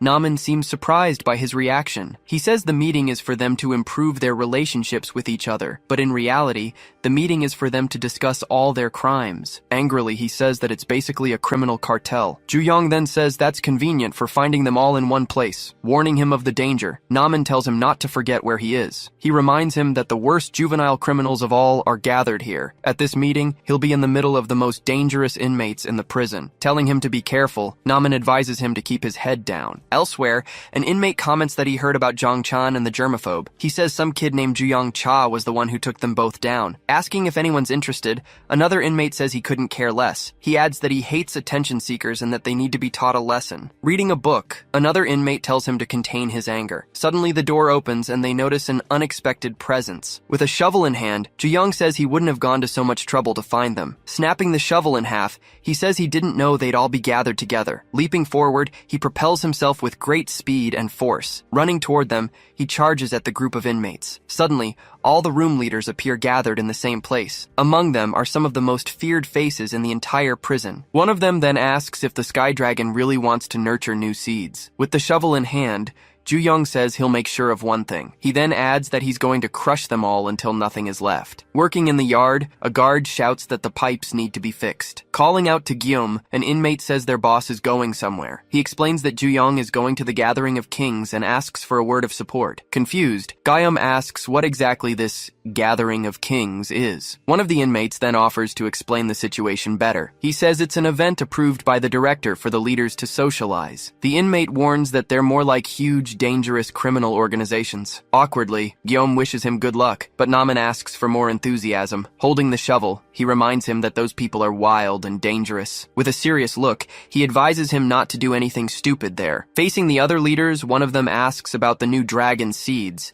He then says he's going to make sure to do something very important. With a determined look, he says he'll crush them all without mercy. In the middle of the group, he's threatening one of the leaders present. The other inmates just watch the scene, unsure of what to do. With the shovel in hand, he dares them all to come at him. In silence, the leader just watches Ju-young approach with the shovel. With a smile, he says he refuses the challenge, leaving Ju-young surprised. Completely shocked, he asks what the man just said. He then explains that leaders can use violence to maintain order, but he warns that Ju-young forgot a crucial detail about the rules here. He says that the leaders he defeated had good reasons to fight, known as justification. That was what allowed the fights between them. Asking if he understands, the man stares at Ju-young with a serious look. He then says there's no justification for a fight with no gain. Warning him of the consequences, he says this will disturb the order. If that happens, the other leaders will surely end his life right there. With a smile, he asks if Juyong still plans to attack him with that thing. Surrounded by the others, he faces the group of inmates in front of him. Juyong then realizes he'll be attacked if he doesn't have a good reason. With a smile, he says this is exactly what he had imagined. He reflects that if he becomes an enemy to everyone, he'll never get out of here. Even though it was reckless, he wanted to confirm his suspicions about that leader. Stepping to the side, the man approaches him with a smile. He asks if Juyong is done with his little act, since he knew he wouldn't be attacked. From his actions, he deduces that Juyong holds a great grudge against the gang. With a smile, he says he thinks Juyong is a fool for his actions. He adds that Juyong needs to learn his place here. Meanwhile, in an empty room, the leaders prepare for the meeting. One of them then announces that the scheduled meeting will finally begin. All the room leaders gather for the Gathering of Kings. Starting the meeting, he says that some members couldn't attend today. He then names Seongho, Jungchan, and Gaeon, all leaders of their rooms. The others comment that the three didn't come because of their injuries. With his hands clasped,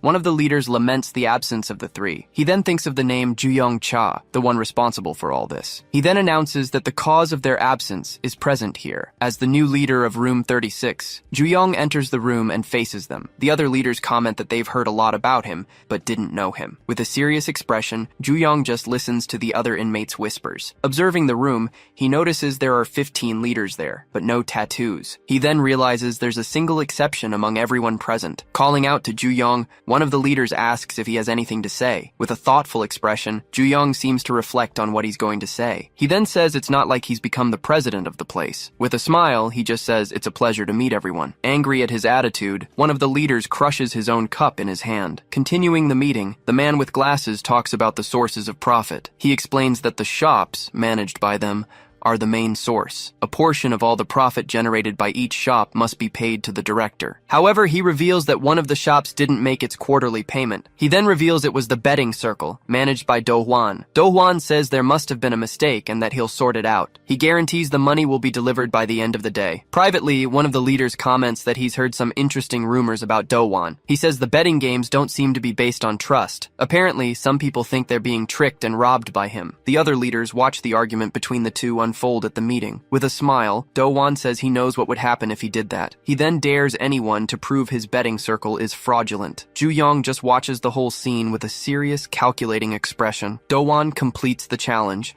saying they can even take his life if they prove it. The meeting continues, with the next topic being the distribution of cigarettes in Building 2. Elsewhere, a man begs for the torture to stop. Tied up, he screams that it's enough, begging them to stop everything. He pleads, saying he can't take it anymore. Being he lets out a scream of pain that echoes throughout the warehouse. Playing cards, an inmate celebrates winning the round with a bad hand. In a workshop, several inmates are gathered in a betting circle. Introduced as Yoonho Ji, one of the dealers asks if it's his first time. He explains that the games here are simpler than the ones outside. As a beginner, he recommends the dice game since it's the simplest. With a smile, he tells Juyong to trust him, that it'll be a lot of fun. Juyong just stares at him, with a serious and thoughtful expression about the invitation. He then decides to play a round, sitting down across from the dealer. With a smile, he thinks there's no reason to drag this out any longer. He reflects that without justification, he can't attack the group's leader. Looking at the dealer, he realizes he can use the situation to his advantage. Remembering the rule,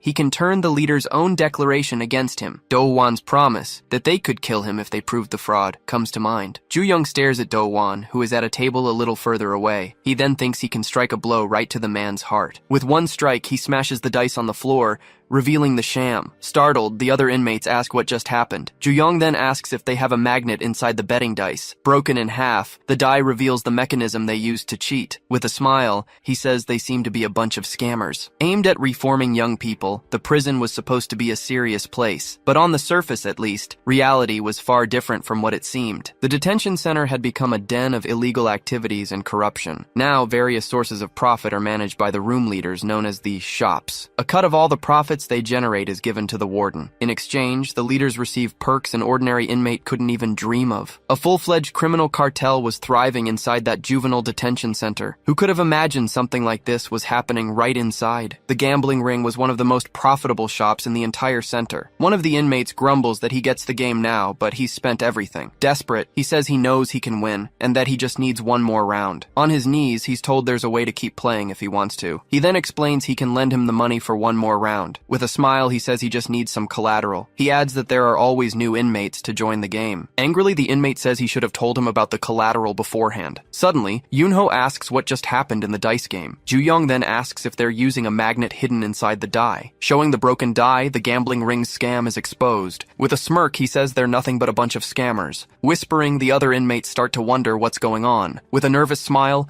Yoonho tries to deny Ju-young's accusations. Telling him not to lie, Ju-young shows the magnet that was inside the die. The other inmates begin to wonder if the gambling ring really is a sham. Holding the magnet, he asks if he's wrong about the game being rigged. He then explains that the magnet is used to control the die's outcome. With a smile, Yoonho says he's actually mistaken about that. He tries to explain that it's just a weight to balance the die. Showing a magnet, he proposes a quick experiment to prove he's right. He then asks Ju-young to bring the metal piece closer to the magnet he's holding. He then explains that if it were a magnet, it wouldn't have fallen to the floor. Celebrating, Yoonho shows that other metals stick to the magnet he's holding. The other inmates comment that the guy didn't even know what he was talking about. They then get ready to start the dice game again with Ju-young. Watching from a distance, Do-won seems very attentive to the whole situation. With a serious look, he analyzes Ju-young's every move in the dice game. Impressed, Yoonho comments that his roll was very fast and accurate. He then asks if Ju-young has already lost all the money he had. Confused, he wonders why he lost, since he had a chance to win. Looking at the dice, he thinks maybe it was just bad luck. Yoonho asks if he has any more money to keep betting in the game. Searching his pocket, he finds a piece of paper and throws it on the ground, frustrated. Suddenly, one of the inmates yells that the gambling game is a sham. He then yells that they've all been tricked by them this whole time. With a wooden stick, he charges forward, yelling that he's no fool. Do-won then approaches the man who's causing all the commotion. Yelling that he didn't lose, he lunges forward with a strike, but is stopped. Do-won grabs his hand and says it's strange for him to react like this. With one blow, he throws him to the ground, saying he got angry too easily. He then asks if the man has any way to back up his claims. The man shouts that the odds are wrong and that he can feel it. With a smirk, Do-won tells him to avoid making a scene without proof. He adds that the man is making the other customers uncomfortable. Apologizing, he says he was just trying to ensure everyone's safety. He then tells everyone to enjoy the games, showing who's in charge. Watching Ju-young, he thinks that he didn't expect to see another idiot trying his luck. With a serious expression, he says it's simple. You just have to be better at the game. Back in the cell, Guillaume asks how it went at the gambling ring. Ju-young replies that he lost all his money and didn't find any proof. He then asks Guillaume how his day was and what happened. With a smile, Guillaume reveals that they got what they wanted from there. He shows the cards, saying he stole them just as they had planned. Namin praises Ju-young's performance, which distracted everyone with the commotion. He explains that with everyone's attention on Ju-young, it was easy to grab the cards. While everyone was watching, he took advantage of the distraction for the planned theft. Asking what they think, Namin brags to everyone about his brilliant plan. Ju-young then says that if the games are rigged, there must be something in the cards. With a serious expression, he confirms that he's sure something is wrong. He believes there has to be something hidden in those playing cards. In a flashback, the inmate begs for his life, screaming that he doesn't want to. Tied up, he apologizes and swears he'll never do it again. As he's being tortured, he begs them to stop, but the man doesn't listen. Do-won then asks if he thinks his gambling ring is fraudulent. He says he hates liars who spread false rumors about others. Desperate, the man begs him to wait and not do anything rash. He then says he doesn't know what to do with guys like him. Taking a step forward, Do-won approaches Yoonho, who is watching him. Apologizing, Yoonho tries to explain himself, but Do-won asks about what. Trembling, he says it was Ju-young's fault for causing the commotion. Do-won tells him not to worry, as none of it was his fault. With a serious gaze, he stares at Yoonho, who becomes increasingly frightened. He then says his only job is to be a faithful employee. Commenting on Ju-young, he says the kid seems to hate the gang. He says he doesn't care if Ju-young comes after him, but not in his business. With an angry expression, he threatens him in case Ju-young causes trouble again. Back in the cell, Namin excitedly shouts that he's finally found the proof he needed. Confused, the others ask what he just saw. Showing the card, he points to the repeating circles on the back. He explains that 2 of the circles are slightly larger than the others. This way, Yoonho knows exactly which card it is, even when it's face down. With a determined look, he observes the details of the card they stole. He then says he now has the justification he so badly needed to act. Remembering the threat, Do-won had said that if he caused trouble again, he would act. He added that he would have to take him down once and for all. With the card in his hand, he now has the proof he needed to make a move. On a dark night, inmate Jong-soo Kim is called for his release. With his backpack on, he is finally discharged from the detention center. Suddenly, he spins around, startled, when someone calls his name. A strange man congratulates him, saying he's a free man now. Offering him some tofu, he asks if the young man had fun inside. He then adds on, talking about the fun he had in the gambling ring. Shoving the tofu into his mouth, the man says he knows exactly what he did. He reminds him there's a way to keep playing, even without money. You just have to put something up as collateral for another round of betting. Showing him a contract, he says it lists everything he put up as collateral. With a smile, he reveals that the young man gave up all his organs. Reading the details, he says the most important thing is his blood type. Excited, he says the young man's type O blood is exactly what they were looking for. Begging them to wait, he tries to break free, but it's too late for him. With his mouth covered, he's thrown forcefully into a van. In the visitation room, Do-won talks to a man about his illegal business. He says the parts are always fresh because they come from young people. Showing off a new tooth, he thanks Do-won for his help with everything. Do-won is introduced as a middleman in the prison's organ trafficking ring. With a serious look, the man asks how long he plans to keep this up. He warns him that eventually, Do-won will end up taking all the blame. With a smirk, he asks what would happen if everyone found out the truth. Do-won then says that in this world, you can do anything with money. Back in his cell, Ju-young thinks that their scheme was to mark the cards. He realizes the difference is so subtle, it's almost impossible to see. Boasting, Namin says that maybe he should become a real detective. With the proof in hand, he says he now has the perfect weapon. He then reveals that tonight, they will return to the gambling ring. With a determined look, he prepares for the next phase of the plan. In a dark place, a light illuminates the path to an abandoned workshop. Thinking about the plan, he says his job is quite simple. Arriving at the game table, he's greeted by one of the dealers. After proving the fraud, he can finally go after Do-won. Suddenly, he stops when he sees Do-won standing in front of him. Saying he was waiting, he stares him down with a challenging gaze. He then invites Ju-young to play a game with him at the table. With a smile, he says he's curious to know Ju-young's motive. He adds, asking why he's so eager to take down the Dragon Gang. Angrily, Ju-young says that what he does is none of his business. He then proposes that if he wins the game, Ju-young will have to tell him. With a smirk, he thinks this might be a blessing in disguise and accepts. Accepting the challenge, he says he won't have to hunt him down anymore. The other inmates are surprised, whispering that this is the first time this has happened. Do-won then says he'll let Ju-young choose the game they'll play. Thinking for a moment, he says that since he's played with dice, he wants to use cards. He then proposes a matching game, which is very simple to play. The rule is to flip a card and then find another one with the same number. If he gets a match, he can keep playing until he flips a wrong card. If he misses, the turn passes to his opponent to try and match the cards. The goal of the game is to remember where each card is after it's been flipped. With a smile, he says there's no way he can lose, now that he knows the secret. He thinks that if he didn't know the trick, his defeat would be guaranteed. Meanwhile, the other inmates gather to see what's happening. The others comment that they've never heard of Ju-young, the new challenger. On the security cameras, Guillaume and the others watch the whole scene unfold. Suddenly, Ju-young notices something very strange about the deck on the table. Looking closely, he sees that none of the cards are marked like before. Namin grumbles, wondering if it's because the circles are too small to see. Guillaume then realizes that's not it. They've removed all the marked cards. Ju-young faces Do-won, who now seems to have complete control of the situation. With a smirk, Do-won watches him with an expression of superiority and contempt. He then asks if Ju-young likes the patterns on the cards. In a mocking tone, he says he only uses decks of the highest quality. He also comments that he has other games perfect for beginners like Ju-young. Startled, Ju-young thinks that he knows about the theft of the marked cards. He realizes that Do-won knows they stole the cards earlier. Suggesting a game, he says that maybe they should start with Catch the Thief. Yoon-ho then asks if both players are ready to begin. Announcing the start, he says the betting will begin now. Do-won places a stack of cash on the table as the opening bet. He says that should be a good amount to start the match. He comments that it would be boring to bet so little, being the manager of the place. Ju-young then asks what happens if he doesn't have any money. Yoon-ho then explains he can play if he offers something as collateral. He then shows him a contract and tells him to sign on the dotted line. The paper is an organ harvesting agreement, leaving Ju-young shocked by the proposal. He explains that he just needs to mark the parts he wants to bet in the game. With a smile, he says he's waiting for Ju-young to make his final decision. The other inmates are shocked, whispering that he's just putting on a show. Do-hwan and Ju-young stare each other down, the tension at the table thick. With a smile, he apologizes,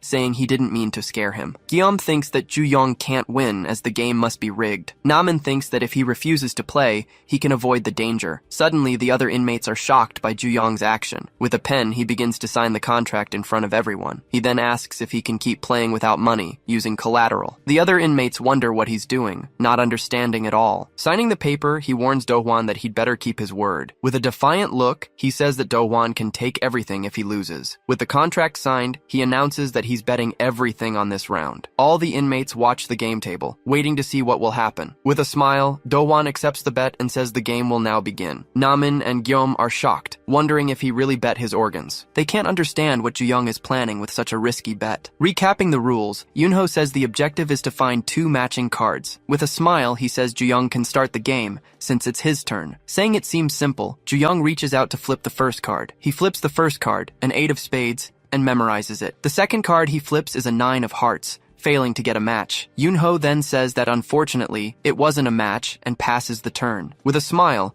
Do-won flips the first card, a 9 of clubs. He then says he remembers exactly where the other card is. With a quick move, he flips the other card and gets a pair. The other inmates comment that he got lucky right at the start of the game. With a serious expression, he thinks that luck is all you need. He says it's his turn, but Ju-young says that's not quite right. He reveals that he has already memorized the position of all the cards on the table. With all the cards turned over, he shows that he knows where each one is. Do-won thinks this is the perfect method, as there's no way to prove it. He reveals that he conspired with Yoonho to know the position of each card. As he takes everything from Ju-young, he watches him with no expression on his face. With a look of contempt, he thinks the situation is pathetic. In a flashback, Do-won's father asks why he loves him so much. With a smile, Do-won replies that the answer to that is pretty obvious. He then says he loves him because his father makes a lot of money. Laughing, the father says that he'll have to work much harder for his son then. He says he'll work hard to make a lot of money for his son. Looking at his father, he used to think he was the strongest man in the world. At least, that's what he thought about his father back then, until he discovered that his father was spending all their money on gambling. He then found out his father owed 500 million in private loans. Asking if his son loved him, he had no idea about the truth behind it all. He didn't know he was playing on machines that were all rigged. Do-won thinks that luck is smiling, but he's no fool. He chose to be on the other side of the game, the side that always wins. The other inmates comment that Ju-young hasn't gotten a single match yet. Whispering, they say the game is basically over for the kid. Ju-young then thinks this is a good time for his next move. He then says it's time to show everyone the truth. With one move, he flips a card and reveals the game is rigged. He then flips another card, making a pair of queens on the table. Surprised, the other inmates comment that he got 2 queens at once. They wonder if his luck is finally about to turn in this game. With another move, he flips 2 more cards and gets another pair. With a smirk, Do-won says things are getting more interesting. The other inmates shout, impressed by the sudden turn in the game. Without a single mistake, Ju-young keeps flipping cards and making pairs on the table. Reaching 14 pairs, he doesn't stop hitting the matches. They then realize he's about to take all the cards. Shocked, Do-won thinks that this can't possibly be happening. He remembers that only he and Yoonho knew the positions of the cards. Only the 2 of them knew the exact order of every card in that deck. With a smile, Yoonho just stares at him, a very strange look on his face. Announcing the end of the day, he tells everyone to leave and ends the game. While cleaning up, he finds a crumpled piece of paper on the warehouse floor. Holding the paper, he realizes there's more to it than meets the eye. He then remembers that Ju-young threw it on the floor during the match earlier. Uncrumpling the paper, he sees that there's something written inside. It's a note. Ju-young called him for a meeting behind the bathroom. Arriving at the location, he asks why Ju-young wanted to talk to him. With a serious expression, Ju-young says he knows what's going on. He then reveals that the game's cards are all rigged and marked. Trying to play it off, Yoonho says he doesn't know what he's talking about. Ju-young then says they've already swapped the rigged cards for a normal deck. Ju-young explains that's why he gave him the note earlier. Getting straight to the point, he faces Yoonho with a new proposal. With a determined look, he offers to save him from this situation. He says he heard that Yoonho is working to pay off a debt to Do-won. Shocked, Yoonho hears him reveal that he knows about the organ collateral. Ju-young then promises he'll take care of the debt if he helps him. Scared, Yoonho says that if anything goes wrong, Do-won will kill him. He then asks if Yoonho is sure he'll be able to pay it all back. He reminds him that he only has 1 more week before he's released. Ju-young asks if he wants his organs harvested as soon as he gets out. He then says what he needs to do is easier than rolling dice. With a smile, he says that today seems to be his lucky day. Staring at the cards on the table, Do-won can't believe what he's seeing. With a serious expression, he says he might just have a very good memory. He reveals that he memorized the deck after Yoonho handed it to him. The other inmates whisper, wondering if Yoonho helped him cheat. Yoonho then confirms that Ju-young is right about what he said. He reveals that all the games in the betting circle were rigged. With this revelation, all the other inmates start whispering among themselves. He even says he can detail the exact method used in every game. Outraged, the other inmates demand their money back and move in on him. Angry, Do-won asks if they think his circle is fraudulent. With a smile, he says of course not, denying all the accusations. He then says he won't tolerate these lies and lunges forward to attack. With one blow, he strikes the table and shatters it with all his might. As the cards fly, Ju-young says that's justification enough for him. Remembering the promise, he said they could even put a knife to his neck. Facing Do-hwan, he says it's not a knife, but he has something different. Holding the table, he says this is enough to cut his head off. Papers are slipped under the door. Pounding on the door, a voice from outside shouts for them to open it. He screams from outside that he took the money to gamble. Demanding a response, the man keeps shouting for him to say something. In a memory, Do-hwan's father cowered, saying he just wanted to make money. Then he remembers his mother, saying she only loved him for his money. Because of the stress from gambling debts, his father ended up bedridden. It was at that moment he started to understand how the world works. Sitting on the floor, he realized he couldn't protect his family like that. Looking at his sick father, he understood that without money, there was no protection.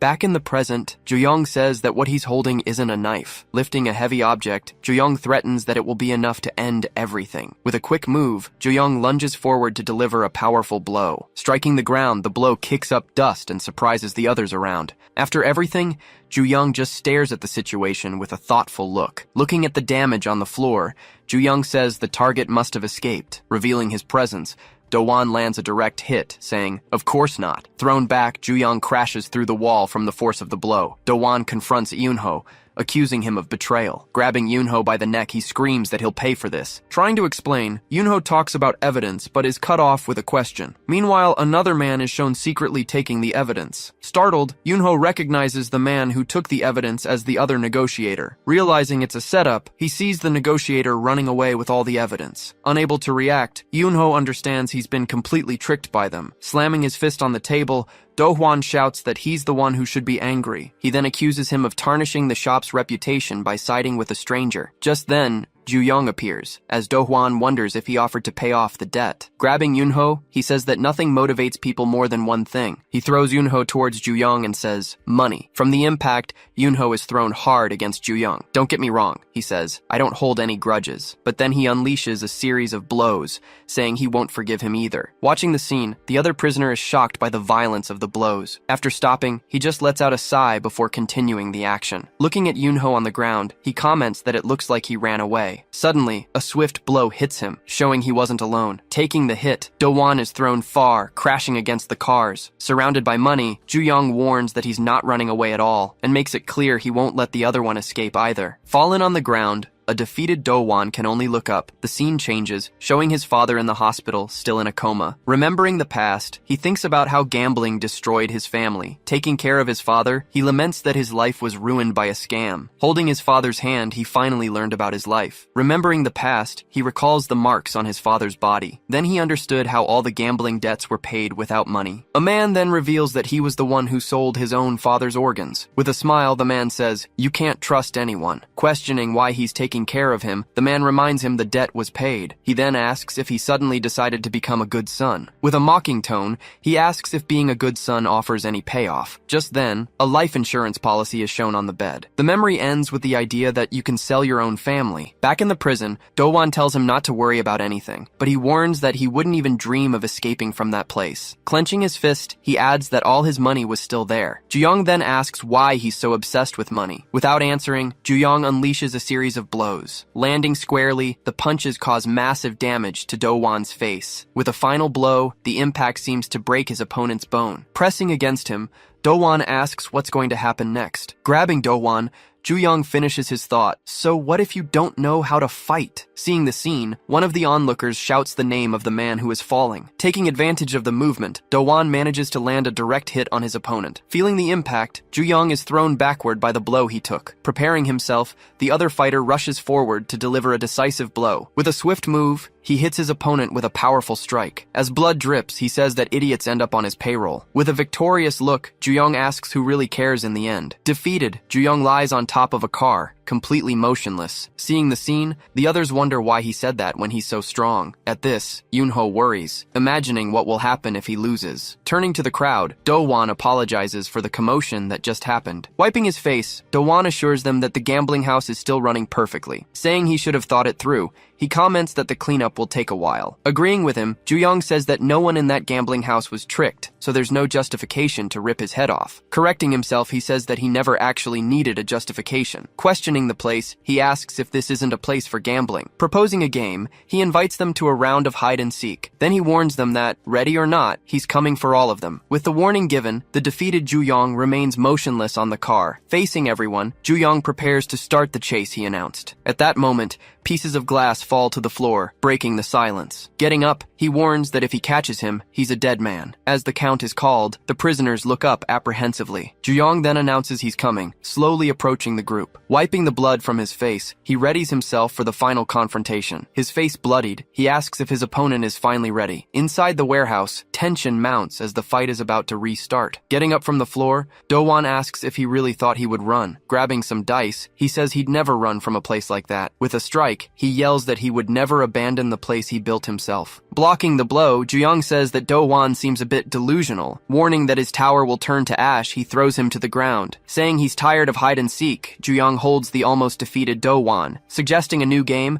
Ju-young proposes they roll the dice to decide. Showing the result, the die on the floor reveals the number rolled was 3. Declaring it's 3 hits, he lands a quick sequence on Do-hwan. Lying on the ground, Do-hwan asks if Ju-young thinks he can beat him. Saying he's different, he claims he knows how to use his brain to his advantage. Ju-young throws a die to the floor. Do-won boasts that he's full of ambition. Spinning across the warehouse, the die keeps rolling without stopping for a moment. Reflected in his eye, the die reveals that Do-won has a grand plan. In a pitying tone, Ju-young comments on his ambitions and his plan, but he points out that the die has stopped, showing he has no luck at all. Realizing his defeat, Do-won angrily yells for him to cut the crap. Announcing 6 hits, Ju-young unleashes a brutal sequence of attacks on the boss. Completely defeated, Do-won lies on the ground, unable to react. The scene changes. A tattoo artist hopes his mother won't see the tattoo. Asking what young people like, she mentions designs like koi fish and goblins. She then asks which design he's looking for to get tattooed. After a moment, he prepares to give his final answer. Looking at her, Do-won says he wants the dragon tattooed on his chest. Noticing him looking at the tattoo, she says she already knows everything. Revealing her identity, Do-won states that she's the recruiter for the Dragon Gang. With a briefcase of money, Do-won says his greatest desire is to join. Explaining his plan, Do-won says that with support, he can set everything in motion. Do-won then finishes, guaranteeing he can make an astronomical amount of money. Finding the proposal tempting, she says she prefers men who risk their lives. Taking the object from her hand, he replies that he's fine with that. Looking into her eyes, Do-won says he risks many things for money. Pointing the object at his neck, he says his life is one of them. Grabbing his hand, she finally says he's been accepted into the gang. She then asks what he would like to receive from the Celestial Dragon now. With a determined look, he says that first of all, he needs to be sent somewhere. Completing his request, he reveals that he wants to go to the Juvenile Detention Center. Back in the prison, one of the inmates yells for everyone to get out of the way. Getting up, Do-won yells again for everyone to get out of his way. Yelling for everyone to get lost, he thinks that he needs to retreat for now. Believing the evidence was destroyed, he remembers the other dealer. Just then, Guillaume stops in front of him, telling him to take it. Revealing the bag, he says he can have his evidence back. With a solid blow, he sends Do-won flying with great force. Seeing the dice and cards, the prisoners comment that it's just gambling supplies. But he tells everyone to look closer, to pay more attention to the items. Guillaume then reveals he got the bag from the dealer who tried to run away earlier. Showing the contents, he claims that it proves everyone was cheated. Saying it's over for him, one of the prisoners remarks that he was useful. Realizing the scam, the crowd starts demanding all their money back. Grabbing the money, Do-won screams that no one will take what's his. On the ground, he keeps screaming that nobody will take his money away. Trying to reach the bills, Do-won insists that he was the one who earned that money. Coming closer, Ju-young pours a liquid on him, saying it's not over yet. Tossing a heavy object on the ground, he prepares for the final play. Soaked, Ju-young says there's still one last game for them to play. With an object in his hands, he readies himself for the final challenge. Holding 2 objects, he suggests a game of surviving electric shocks. Announcing that Do-won goes first, he watches the man complain about the money. Yelling for him to stop, Do-won threatens to end his life. Ju-young simply replies that he had already warned him what would happen. With the device activated, Ju-young repeats that he will turn it all to ash. After a crackle, the spectators look on in horror at the scene. Looking down, he seems a little surprised by what just happened. On the ground, the boss seems to have passed out from the shock he took. Seeing the man on the floor, he asks if he already passed out from just that. Whispering, the crowd comments that the gambling house boss has been destroyed. At that moment, a man shouts for everyone to grab the scattered money. Smiling, a man reveals he already knew the whole thing was a scam. Apologizing, he says the boss won't be managing this place anymore. 1 year and 2 months later, inmate Do-hwan is called for his release. As he's being discharged, he reflects that his plans in detention ended up being a failure, but he learned from the situation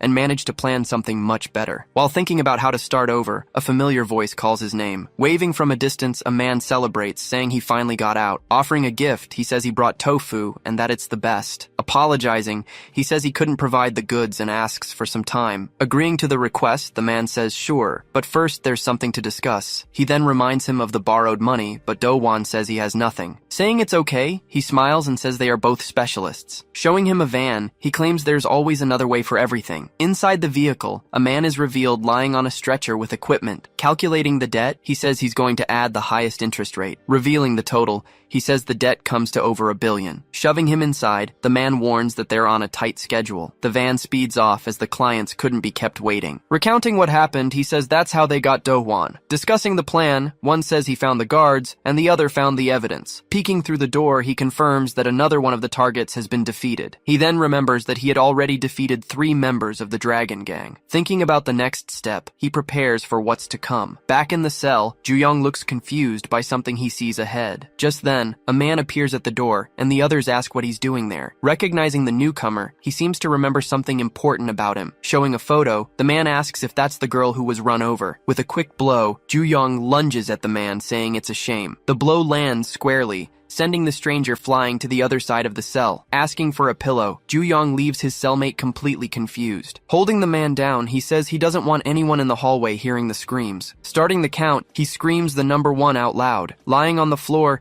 he keeps counting to 3 while looking at the graffiti. Looking at the writing on the wall, he remarks that they're talking about his mom. With everyone watching him, he just says this is all boring. Needing something interesting, he says he's looking for a way to get excited. With his head on the floor, he hears a strange noise nearby. Seeing the door open, Ju-young says he wouldn't have looked so hard. Then he adds that he didn't know they would all be gathered here. Getting up, Ju-young asks if the Celestial Dragon wants to recruit new members. Then he says he's going to guarantee something very important for everyone. With a makeshift weapon, Ju-young threatens that he's going to finish them all. Smiling, he reveals that he's finally found his dopamine booster. Finally, a photo of the girl who was run over is revealed on the floor. In a flashback, Ju-young asks his cellmate for a pillow. Holding the man, Ju-young says he doesn't want anyone in the hallway to hear him scream. Covering his mouth, he sarcastically asks if he stuttered. Repeating the order, he says he doesn't want anyone hearing his screams. With a quick move, he turns the sketchbook towards him. Revealing what's inside, he shows the drawing, saying it's a surprise. He then asks if that's the dragon tattoo he was looking for. Throwing the man to the ground, he starts to say that maybe he can help. After being thrown away, he gets up, saying he can be useful. Staring intently, he says he can help cut off the dragon's heads, but before that, he says he needs to clear something up real quick. Handing back the photo, he says it fell and he meant no offense. Moving the photo closer, he insists he's just trying to help with the situation. Staring at the man, Ju-young remains silent for a moment without moving. With a strike to his hand, he tells the man to get lost immediately. Smiling, he just makes a sound as if he's thinking about what to do. He then says the other guy isn't as smart as he thought. Warning that he can fight, he points out the danger of not having a plan. In a serious tone, he says this place is much more dangerous. Staring at the man, he asks if he's still going to reject his help. Suspicious, he wonders why the man is offering help out of nowhere. As the other guy bends the bars, he wonders what he gets out of it. Calling out to the man, he asks what he really wants with all this. Turning around, the man says he knows the other is planning something. With a smile,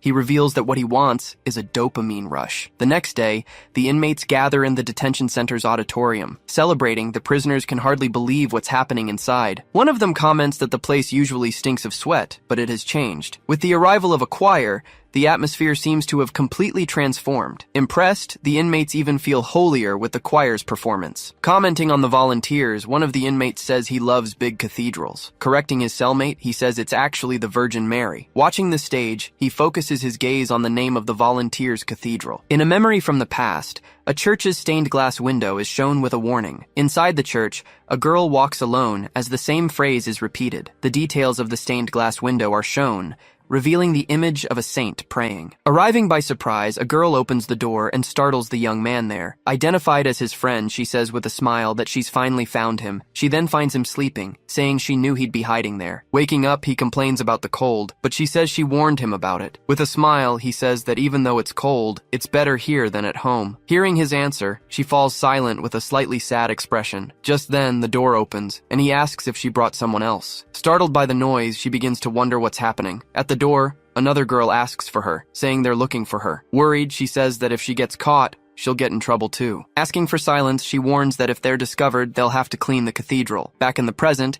he continues to watch the choir's performance in the auditorium. Whispering, one of the inmates points and asks if that's a miracle. Another comments that she seems to have a halo and her voice is beautiful. When asked which one, he points out it's the girl in the center. Everyone then recognizes her, saying that's the famous saint of the choir. Watching everything, he seems to recognize the girl who is performing. He remembers the girl who called out to him in the church a long time ago. Confirming her identity, he wonders if that really is Yoonha Seong. On stage, the girl looks confused by something she sees in the audience. Surprised, she recognizes him and calls his name softly. In the cafeteria, the inmates continue to talk about the girls from the choir.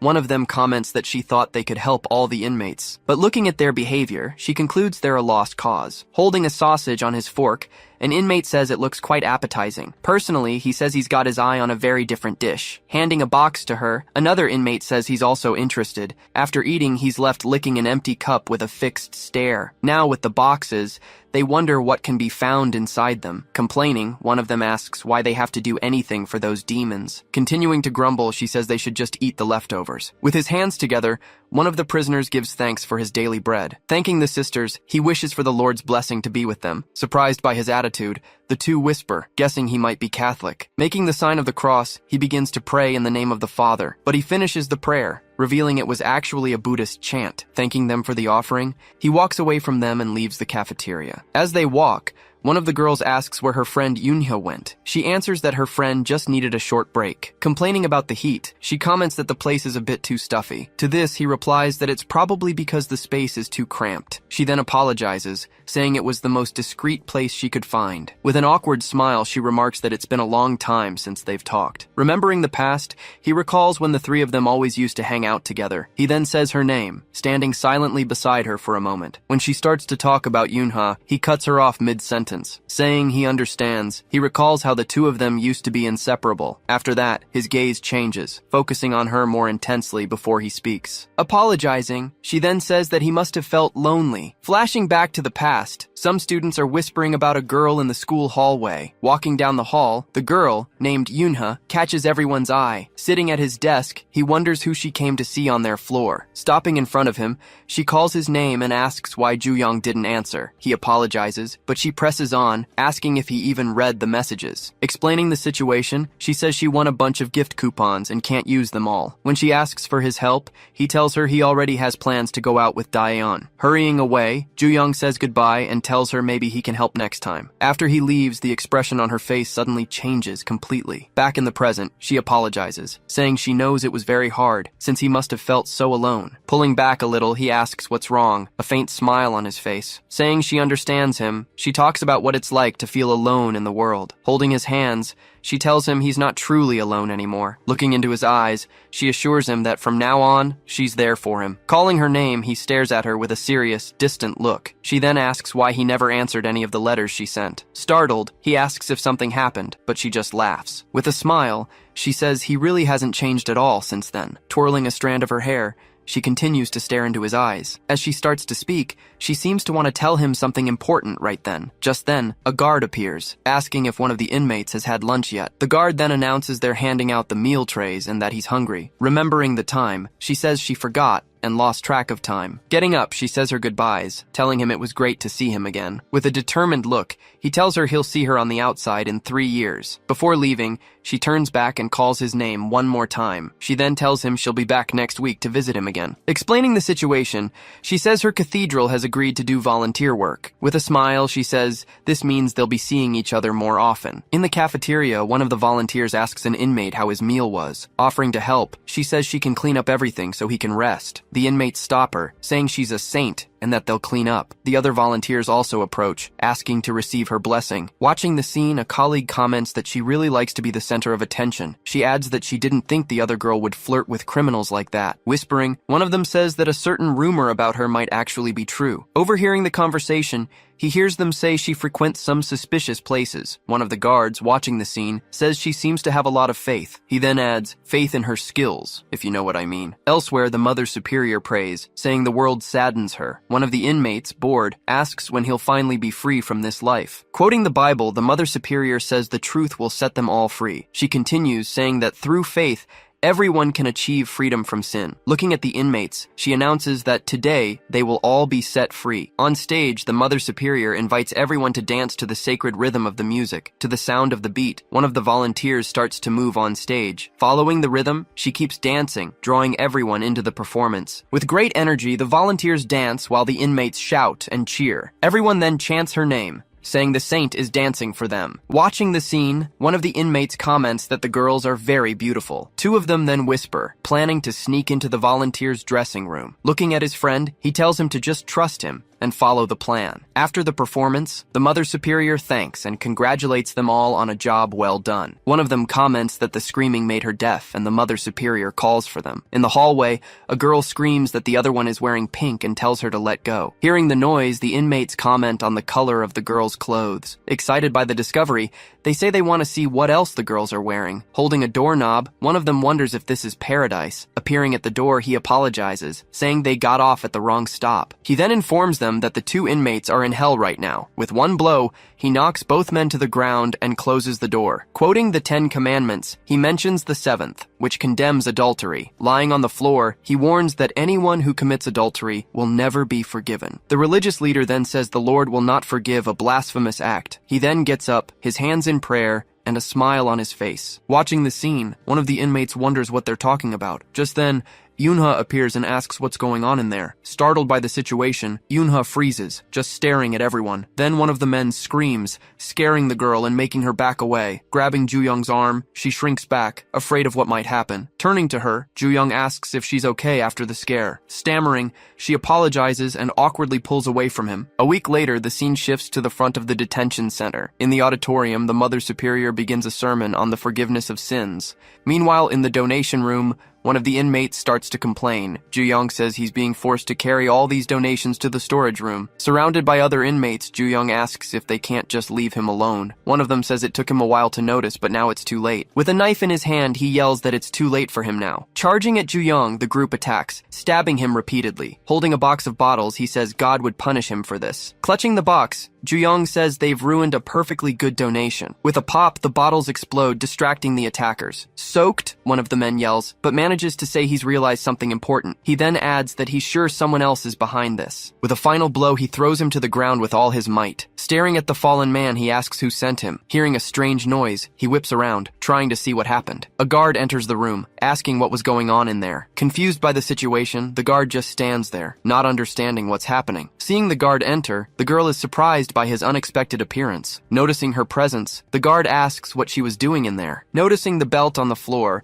he asks if they tried to harm her. Pointing directly at the young man, she starts to stammer, trying to say something. Sitting on the floor, she accuses him, saying he's the one to blame for everything. In a text exchange, a man arranges to meet a girl. With a smile on his face, he looks at his phone after setting up the date. In the room, the girl asks if he promised to keep his end of the deal. Yoonha then confirms the amount, saying it's 500,000 in cash. He replies, of course, assuring her he's a rich man and can afford it. Complimenting the girl, he says she's even more beautiful in person. Inviting her to sit, he says he can explain everything in more detail. The bedroom door opens, revealing a new person entering the room. Startled, the man asks who it is, and the newcomer introduces himself as a pastor. Pointing at the man, he accuses him of having an affair with a minor. The man gets angry, asking if he's trying to blackmail him. As he makes a threat, Joseph lunges forward with a punch straight to his face. With a series of blows, he warns him to be careful about what he does. With a bag in her hands, Yuna warns that the whole world will know the truth. She finishes by saying the world will know what a cult pastor does. Elsewhere, A man begs for his life, but he is held down firmly. A man tells him not to worry, that they won't ask for much. Finishing the sentence, he says that everything they do is in the name of the Lord. A guard calls out the name and number of an inmate in the hallway. Opening the cell, the guard informs him that he's going to solitary confinement. Talking to him, the guard asks why he did that to the visitors. He says he knows about the special treatment the warden gives him, but he explains that since visitors were involved, he had no choice but to punish him. Pointing to the camera, he warns that the Department of Justice is monitoring everything. The guard then comments that he doesn't understand why someone would do something so horrible. Leaving the hallway, he adds that you don't expect this in a detention center. In a memory, the girl accuses him, saying he's the one to blame. Locked in solitary, he wonders what Yoonho was thinking when she did that. The scene then shifts back to the afternoon of the cathedral's volunteer event. In the parking lot, the cathedral bus waits to take the volunteers home. Inside the bus, Joseph says the Lord willed for them to meet again. Surprised, Yuna sees the inmate who claimed to be religious sitting next to her. Asking if he's even allowed to be there, she remarks that the place is lawless. He explains that the big shots pay off the warden to have more freedom inside. He then adds that he would do anything to be sitting with her. Recalling the past, he says this reminds him of the old days. He continues, saying they used to punish the heretics together back in the day. Identified as Joseph, he comments that their approach was a bit violent. With his hands in prayer, he says she has always been his trusted ally. Because of that, Joseph reveals he asked her for a very special favor. He then adds that he asked her to punish the inmate Ju-young for him. Sitting in solitary, Ju-young reflects on what just happened to him. Staring at the floor, he says he still can't understand what happened. Remembering the attack, he concludes that it's obvious he was set up. Thinking about the attack, Ju-young says the inmates were just stalling for time with him. Their real goal wasn't just a simple fight between inmates. They wanted to frame him for a crime, using his friend as bait. But in her statement, Yuna changed her mind and decided not to accuse him. Pointing at him, Yuna said that he was actually the one who helped her. She explained that the others dragged her away, and that he saved her. The guard then orders the other inmates to be taken out of there as quickly as possible. Imprisoned, he wonders how and who put her in that dangerous situation. He also wants to know why she changed her mind and saved him. Now in solitary, Ju-young calls the guard and asks him for a small favor. He warns him not to be obvious, as the camera was still there. Ju-young says he just needs to talk to a specific person. Remembering the previous week, a man talks about the first visit to the center. Joseph says he saw her hiding, trying to avoid him at all costs. It was in that moment he realized she had fallen for the heretic. With a smile, he says that's why he gave her a chance. Joseph says he gave her the chance to punish the heretic of her own free will. Grabbing her, Joseph asks why she didn't punish him when she had the chance. Clenching her hands, Yuna says she doesn't want to punish anyone like that anymore. He then reminds her that she used to do everything he asked. In a threatening tone, he asks if she's forgotten about the videos he has. He then tells her not to stray from the path and to keep helping. Threatening her mother, Joseph cuts her off as she shouts that she won't do it anymore. Standing up, she warns that she's going to report him to the police for everything he's done. She then adds that she'll tell them about all the crimes he's committed. With the commotion, his rosary falls to the floor, startling the girl. He then says it seems she's become more corrupt than he imagined. Grabbing her tightly, he declares that she is now a heretic just like the others. But he tells her not to worry, with a terrifying look on his face. With a smile, he says he's going to cleanse her of all her sins. Screaming in terror, she tries to pull away, but he tells her to go ahead and scream. He warns that with the choir and the bus outside, no one will hear her. With a smile, he says it's just the two of them alone on the bus. Just then, the bus door opens, revealing someone's arrival. Surprised by the appearance, he turns to see who just got on. Walking up the steps, a mysterious silhouette slowly approaches the two of them. Frightened, she shrinks back, not understanding what's happening. Standing in the aisle, Ju-young, who was in solitary, stares down Joseph. Puzzled, Joseph asks how he managed to get out of solitary so quickly. He then adds, questioning how he managed to escape and get here. Asking for a moment, Ju-young turns to the girl with a strange look. He then says he needs to take care of something before handling the situation. Pressing a button, he tells the guy to go ahead with his plan. With a loud noise, the bus door slams shut, trapping everyone inside. Staring at Joseph, Ju-young reveals he plans to do the exact same thing. Calling the guard, Ju-young asks for a quick favor, emphasizing its importance. He explains that he can't be obvious about it since the cameras are rolling. With a serious look,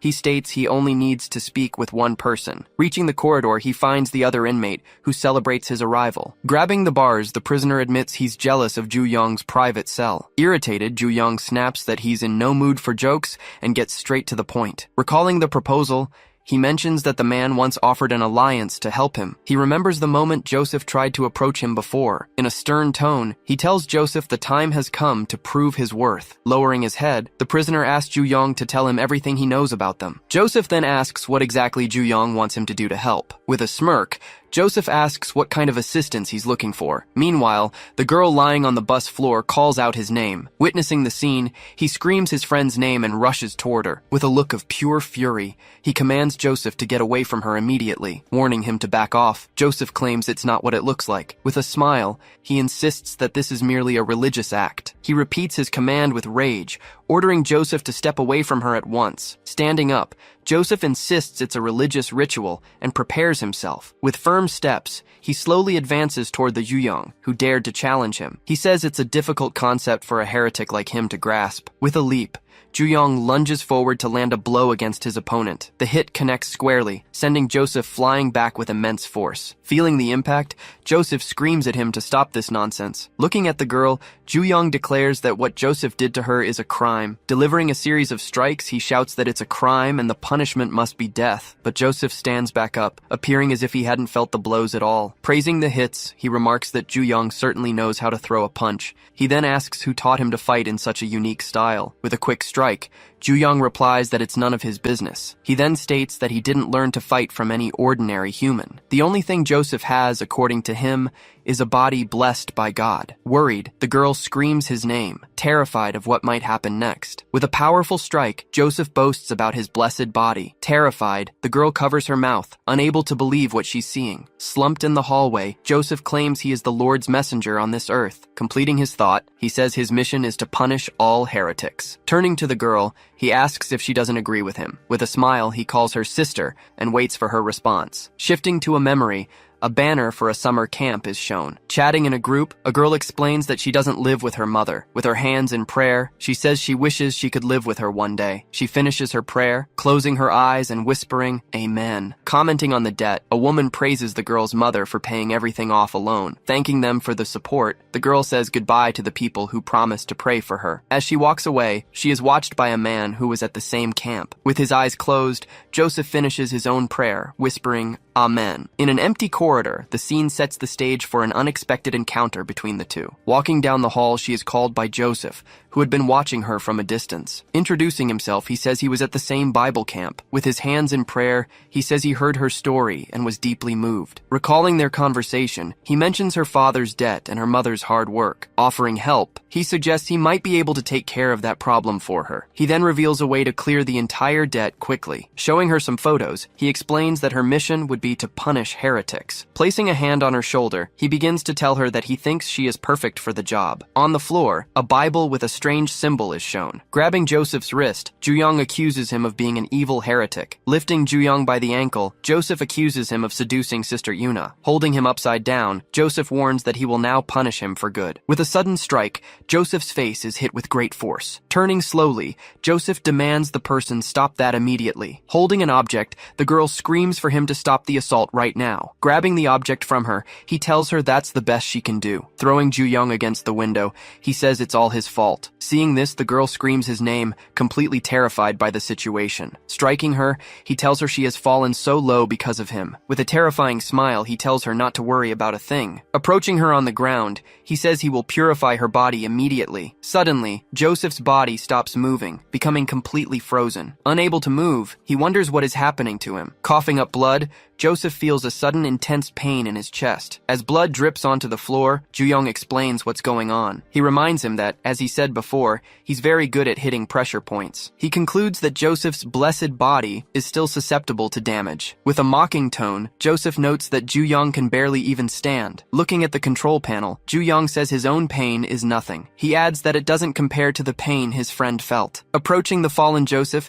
he says he already knows what he's going to do. With an improvised knife, he declares that a criminal like Joseph Joseph deserves punishment. Picking up a bottle of alcohol, he says Joseph needs to be castrated once and for all. With the bottle in hand, he states that the punishment can be either physical or chemical. Looking at the girl, Ju-young calls her name in a low voice. In a restaurant, she thanks him for dinner and asks about the budget. He then asks if she's upset, but she says that's not it. Looking around, she says she was just watching the other people. She adds that it seems like everyone in this place has a mother. Hearing her comment, he falls silent for a moment, looking thoughtful and distant. Annoyed, he says he doesn't have a mother either and asks if she's making fun of him. A nearby boy comments to his mother that he doesn't have a mom. Staring at her, he replies that he's not having any problem with the situation. She then explains that her mother promised to come back for her one day. She then asks him if he knows why she got a tattoo. Showing the phrase, the tattoo says she will keep waiting for her. With a smile, she says she'll wait for her mother, no matter how long it takes. Back on the bus, Ju-young moves forward to protect the girl from danger. Seeing the tattoo, he tells the girl to hang in there and not give up. Kneeling, she says that it shouldn't take too long. With a knife in his hand, he says he's going to make sure of one important thing. Holding a bottle, he prepares an object for the attack he's planning. With the object in hand, he says the criminal won't touch anyone else. Grabbing his foot, Joseph asks about the disgusting hands he mentioned. Throwing an object at him, Joseph says he's trying to do the right thing. With a blow to the head, he says it doesn't matter anymore at this point. With the impact,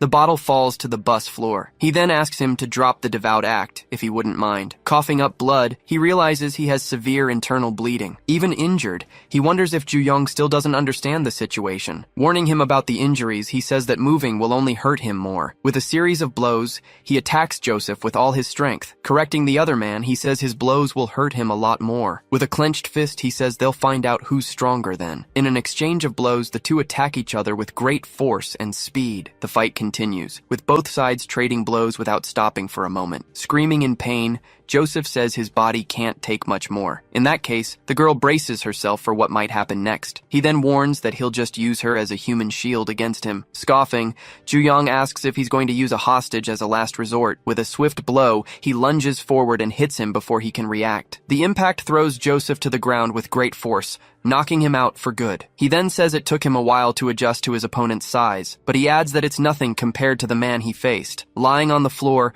Joseph groans in pain, completely defeated and powerless. Lying defeated, Joseph suddenly laughs, leaving Ju-young confused. He then asks what's so funny, not understanding the situation. Pointing at the girl, he says he has videos of all the crimes. He then asks if it wouldn't be funny if her mother received the videos. He continues, saying he can't wait to see her reaction when she finds out. With a smile, he says she'll find out her daughter blackmailed people. After a moment of silence, he waits for Ju-young's response. Challenging Joseph, he tells him to try it and see what happens. Reciting a list, he reveals all the charges Joseph has against him. He then warns that these are all the charges that haven't surfaced yet. Threateningly, he says that if Joseph tries anything, the police will know everything. With a weapon in his hand, he asks if he sees how it's done. He then adds that this is how you really blackmail someone. Surprised, Joseph asks how he got the weapon, but he's cut off. With a blast, the weapon hits Joseph head-on, electrocuting him on the spot. He then says he had already warned him what would happen. With the weapon in his hand, he ensures he'll never touch anyone again. With a smile, he says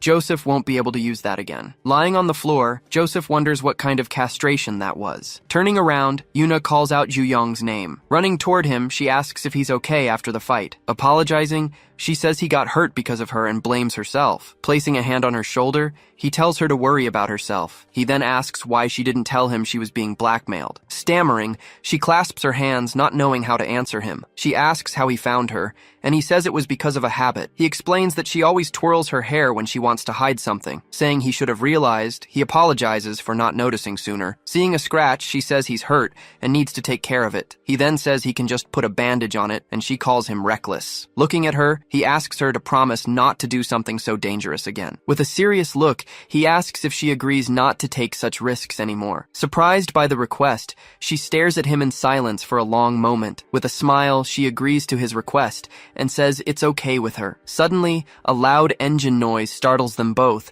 and they look to the side. Breaking the window, a man at the wheel calls the couple lovebirds. He then says the two of them are too cute together, and that it bothers him. In a mocking tone, he says he's very jealous of them. The engine noise continues, and Ju-young wonders what's going on. He then asks why the prisoner is suddenly starting the car. With his foot on the pedal, He says he's going to step on it anyway and accelerate. Charging forward, he says, "This is for all the single people in the world." Shouting in anger, he says he hates couples and he's going to destroy them. With a loud roar, the bus accelerates at full speed. Gangsters have several ways of getting rid of bodies. Some methods include burying them in concrete, dumping them in the ocean, or burning them. To destroy the evidence, all these methods are quite effective. Then Gang Chan-ju explains they don't need to worry about that. According to him, the Sky Dragon likes to keep everything fresh. Revealing several bodies, he says they can be reused if needed. He then asks the tied-up man if he has any last words. He yells that the gang won't last long. Continuing his warning, he says someone will take them all down. Afterward, he throws the man into the water, wishing him a nice trip. As the body sinks, he just watches in silence. Seeing his phone ring, he walks over and answers the call. He introduces himself as Gang Chan-ju from the Dragon Gang. On the other end of the line,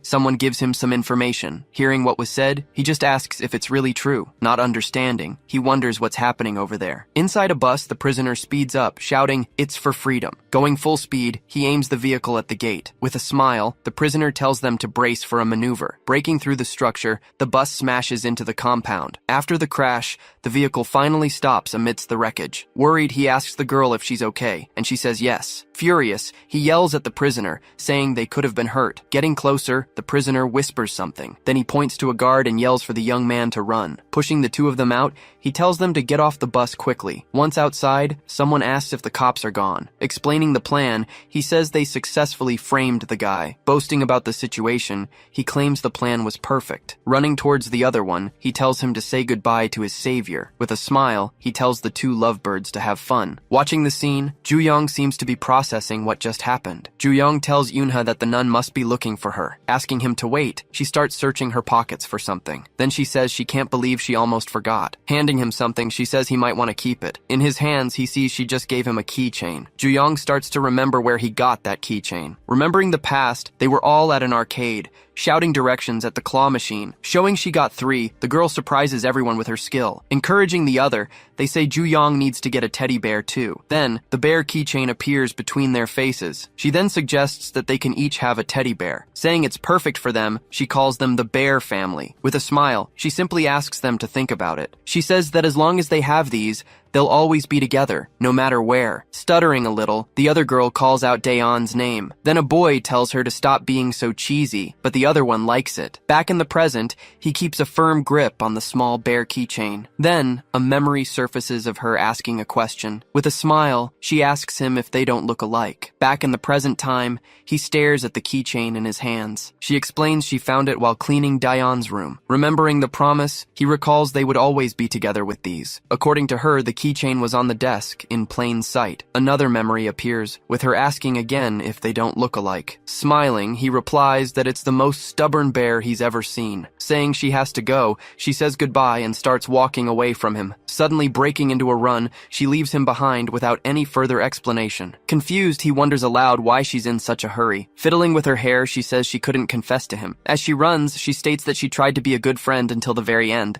As she meets the nun, she asks them not to be mad about her feelings. Inside the prison, someone asks if everyone heard the big news. Behind bars, a man says the religious guy lost something important. One of the officers questions where exactly he aimed that gun. Overhearing the conversation, the other prisoner asks what he's doing there. He replies that he messed up because he wanted a room of his own too. Then the man in the suit prepares to ask the next question. From inside solitary confinement, he wants to know how they got him out. Remembering the warning, he says the whole area is monitored by cameras. He reveals the man also gave him a gun and classified information. Impressed by it all, he finally asks who this mysterious man is. With a growing smile, the man just remains mysterious about his identity. Saying he won't tell yet, he claims he has proven himself. Agreeing to the proposal, he simply says that's fine. Celebrating the new alliance, the other guy starts shadowboxing. Then he asks them to explain exactly how they plan to help in this situation. Waiting for an answer, he stands in front of the 2 cells. Hearing nothing back, he starts to find the silence strange. Looking down, he calls out to the guy, getting suspicious. Realizing the situation, he sees the man has simply fallen asleep. With his back to the cell, he just watches his new ally. With a serious look, he stares at the window, and sees the full moon. Clutching the keychain tightly, he seems to be thinking about something important. Switching to a forest, the night seems calm and quiet. Then, a sports car speeds down the road. Getting out of the vehicle, a woman says it was a long drive. Introduced as Hee-Won Yu,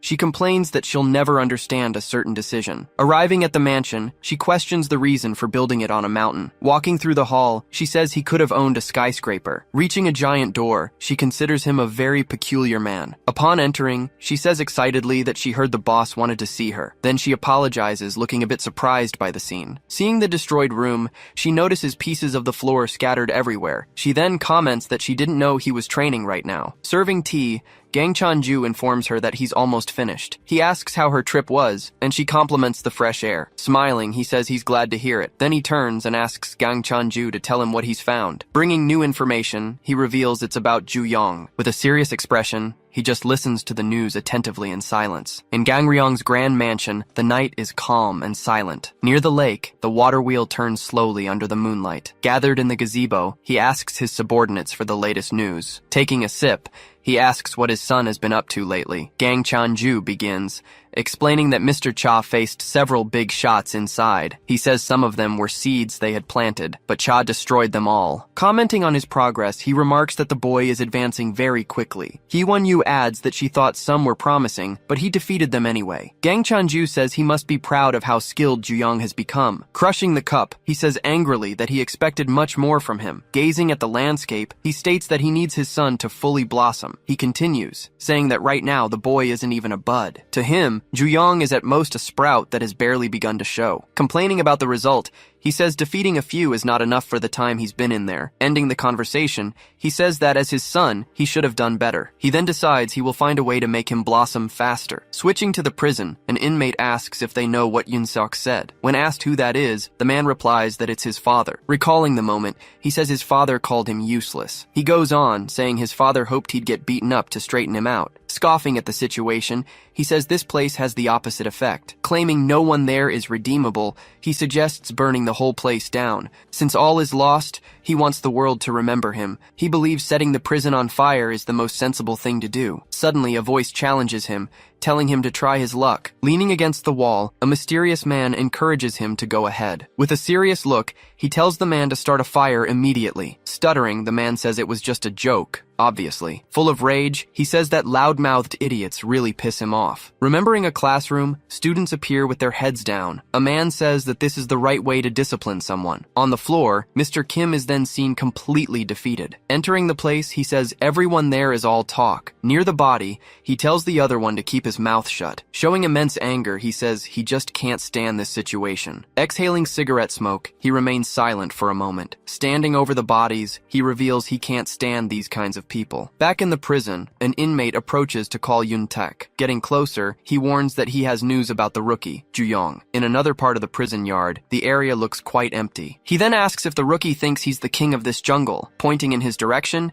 he promises to teach him his place. Changing scenes, a dark prison corridor is shown next. Looking up, a prisoner tells everyone to just watch the situation unfold. Bowed on the floor, the prisoners announce that he has finally returned. Shouting that he has been resurrected, they hear Ju Yong asking them to stop. Sitting and reading a book, Gyum says he seems to be doing well. With a smile, he replies that the other guy seems fine too. Asking if anything happened, he hears that everything was closely monitored. Then he notices an unfamiliar face among the other prisoners. Saying he's never seen him, the other explains that he's new. Explaining about the rookie, he says he's a nice guy. Observing the new prisoner, he simply reflects on his arrival. Banging on the door, a guard appears and yells the cell number. Announcing work duty, he tells everyone to be ready in 5 minutes. Back at the mansion, the night continues its calm. The leader then begins to tell a story about something called a poison pot. According to him, the pot was filled with various venomous insects to fight. The last survivor would then possess an incredibly powerful and lethal venom. Explaining his plan, he says he placed venomous insects inside the detention center. He states that his son must consume as many powerful insects as possible. Questioning what he means,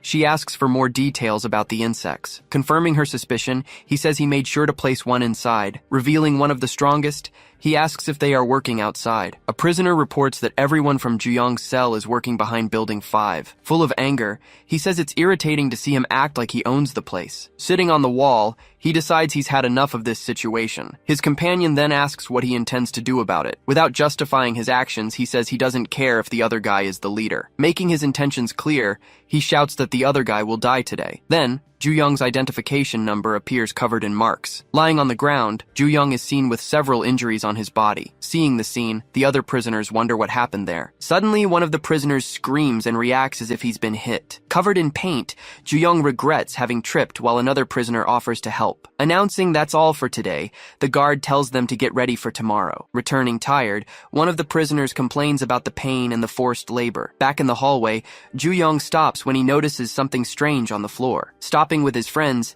he asks why there's paint spilled there. Looking closer, he realizes that it's not actually paint. Completely shocked by the scene, the prisoner can't believe his eyes. Lying on the floor, they find the body of the leader from room 37. Focusing on the man's face, the scene shows him utterly defeated. Changing scenes, his father says he is eagerly waiting for his son. He wants to see him blossom and make him proud, and warns that his son must be very careful. He continues the warning, telling him not to let anyone cut him off at the root. According to him, this can't happen before the boy fully matures. At another point, Hae-won-yu asks about the venomous insects again. With a serious look, he assures her that he placed one of the strongest ones inside. Noticing the new guy, Ju-young comments that he had never seen him in the cell before. Calling out to his son, the father seems to have a well-defined plan in mind. Issuing the challenge, he says he wants to see if his son can survive this. Calling out to cell 36, the guard says there's a new inmate. Even though they already have a new guy, he tells them another one is on the way. Whispering, they comment on the newcomer's size and strangeness. One of the inmates then bets he must be some kind of gangster. Approaching curiously,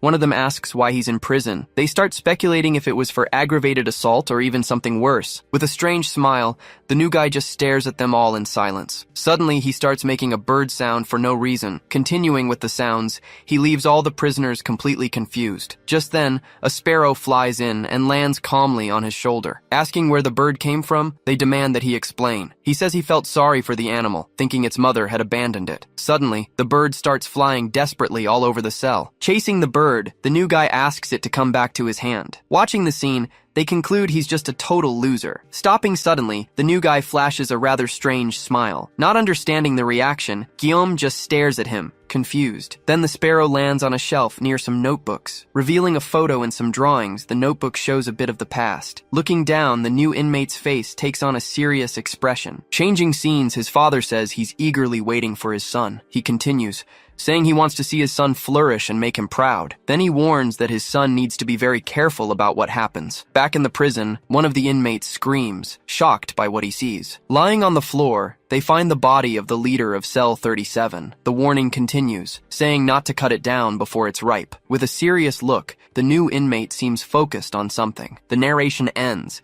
saying this can't happen before it ripens. In the shower, the inmates discuss the events after Ju-young left. One of them reveals they found 23 fractures on the man's body. An inmate mentions he'll be in the hospital for weeks and points out the lack of cameras. Questioning who could have done it, he keeps staring ahead, deep in thought. Meanwhile, the new guy turns and starts getting dressed in silence. Noticing something strange about him, Guillaume watches him suspiciously. Remembering when they were painting the building, he holds a paint roller. He recalls that the new guy disappeared for a short period of time. Then he remembers seeing a stain on the man's shoe. He's positive it wasn't any kind of paint. Thinking about the injuries, he suspects they're from the fight with the leader. Ju-young questions him for standing there, but he says he was just thinking. Starting to speak, he suddenly falls silent and looks to the side. Shouting and pointing at the new guy, he gets everyone's attention. Showing his body, the new guy reveals that it's covered in marks. With several injuries and cuts, he surprises all the other inmates. They ask what kind of life he's lived, but he just starts to talk. Scratching his head, he begins to explain how he got all those scars. He continues, saying it was his own father who did all of that. Hearing the revelation,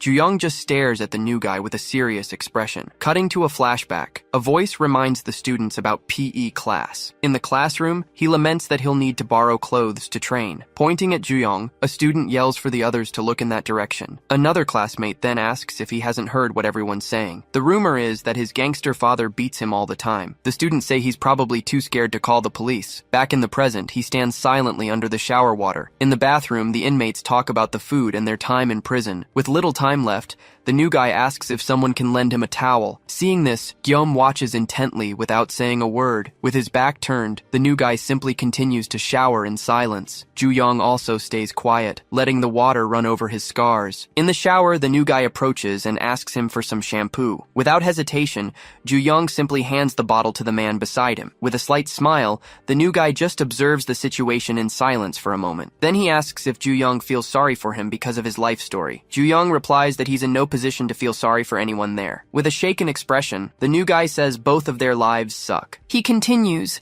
saying that in his opinion, their lives are both just miserable. Turning to leave, Ju-young says he'll meet him outside later. Later, in the locker room, the new guy starts drying his hair with a towel. Approaching, he says he'd like to ask Ju-young something. Looking around, he asks where everyone else went. Ju-young explains that he sent them all back, but the new guy doesn't understand. Then he starts saying how strange the whole situation is. He says the weirdest part is both of them being here. Questioning the scars, he asks if it isn't strange they have the same marks. Standing in the locker room, the two of them stare at each other in silence for a moment. Trying to explain himself, the new guy is surprised by Ju-young's sudden lunge. With a powerful blow, he hits the new guy with everything he's got, without hesitation. Grabbing his neck, he slams him hard against the wall. Then he yells, telling him not to dare call it a coincidence. Pointing to his own marks, he says he knows exactly who made them. Revealing an image of Gang Ryong, he shows who gave him those scars. He says he didn't recognize him at first because of the missing tattoo. Accusing the new guy, he asks if Gang Ryong sent him to prison. Without answering, he remains pinned by Ju-young's hand on his throat. Furious, he tells the new guy to try and keep his mouth shut. Squeezing even tighter,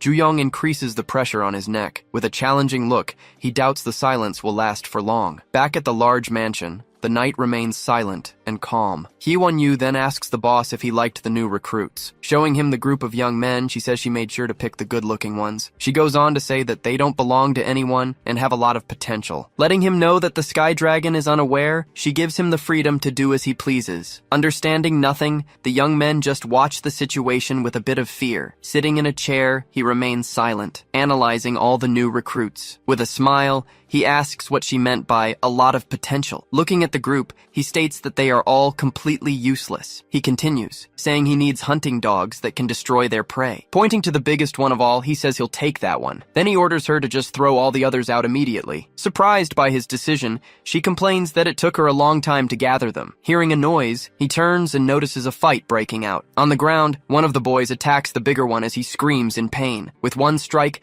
the boy shows all his strength and aggression. Impressed by the scene, the boss just watches everything with a slight smile. He then says that boy would make an excellent guard dog. Looking at the two on the floor, he says he will be their father. Back in the prison, he asks if the rookie was sent by Gang Ryong. Held by the neck, the rookie remains silent for a while. Annoyed by the lack of response, Ju-young tells him to shut up. Increasing the pressure, he squeezes the man's neck harder. He then doubts the rookie's silence will last much longer. Gripped by the neck, the rookie finally begins to explain. He reveals that he is just his master's hunting dog. Confused, Ju-young questions who this master he mentions could be. Noticing the lack of tattoos, he deduces that the rookie is not one of them. Completing his thought, he asks if he hasn't sworn loyalty to the dragon. Being choked, the rookie seems to be having a very hard time breathing. In a serious tone, Ju-young demands that he start talking immediately. He starts by asking why the rookie was placed in his cell. Then he continues, wanting to know the reason he attacked the leader. He questions why he still circles him, even with chances to attack. Pressing even harder, he demands to know why Gang Ryong sent him. Unable to speak, the rookie just remains held by the neck. The two stare each other down in the middle of the locker room,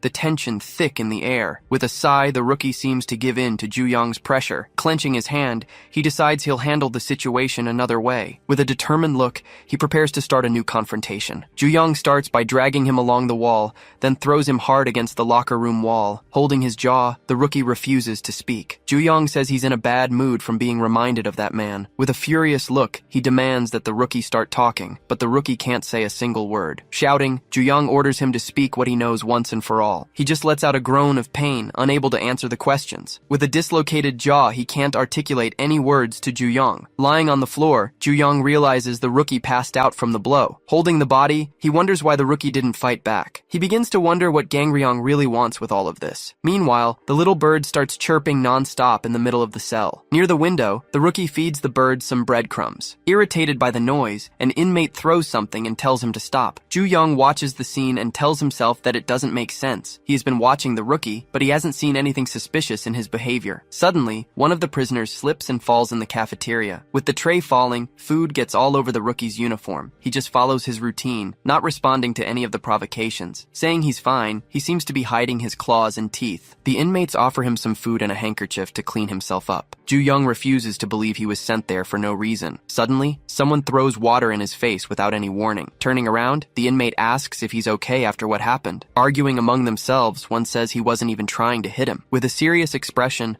the rookie remains silent, watching everything. Changing scenes to nighttime, the prison building seems quiet. On a hill, the wind blows hard as the fog spreads. Holding a scythe, an inmate says he's going to end up killing someone out there. Complaining about the work, he finds it ridiculous to have to mow the lawn at night. Ju-young just tells them to finish the job quickly. Agreeing that it's strange, the other inmate keeps looking around. He wonders why they were called out for such a small task. Concluding that something is wrong, he remains suspicious of the whole situation. Mowing the lawn, he continues with the task assigned by the officer. Approaching one of the inmates, the rookie starts to ask a question. He asks if the man is close to Ju-young, leaving him confused. As he begins to speak, he seems to be preparing to do something. With a swift blow, he attacks the inmate without any warning. Commenting on their relationship, he says the two seem pretty close. Shouting, Ju-young runs in their direction, but is stopped in his tracks. Looking back, he sees one of the inmates down on the ground. Just then, he hears the scream of the last companion who is still standing. Running over, he wonders what is happening on that hill. Ready to attack, the rookie holds his scythe firmly. With the others already down, he says it's now too late. With a serious look, he asks if Ju-young has finally understood the situation. With a look of revelation, Ju-young questions the reason he was brought there. At the mansion, the full moon illuminates the night sky and the large estate. Panting, the rookie listens attentively to his master's words. He says his fangs are sharp enough to tear someone's throat out. With determination, he promises he will kill anyone for his father. Smiling, the boss says, of course he will do that for him. Revealing his plans, he says there is something he wants him to do. The first order is to infiltrate Ju-young's territory and ensure his isolation. He doesn't want any outsiders interfering with his plans. The second task is to watch Ju-young closely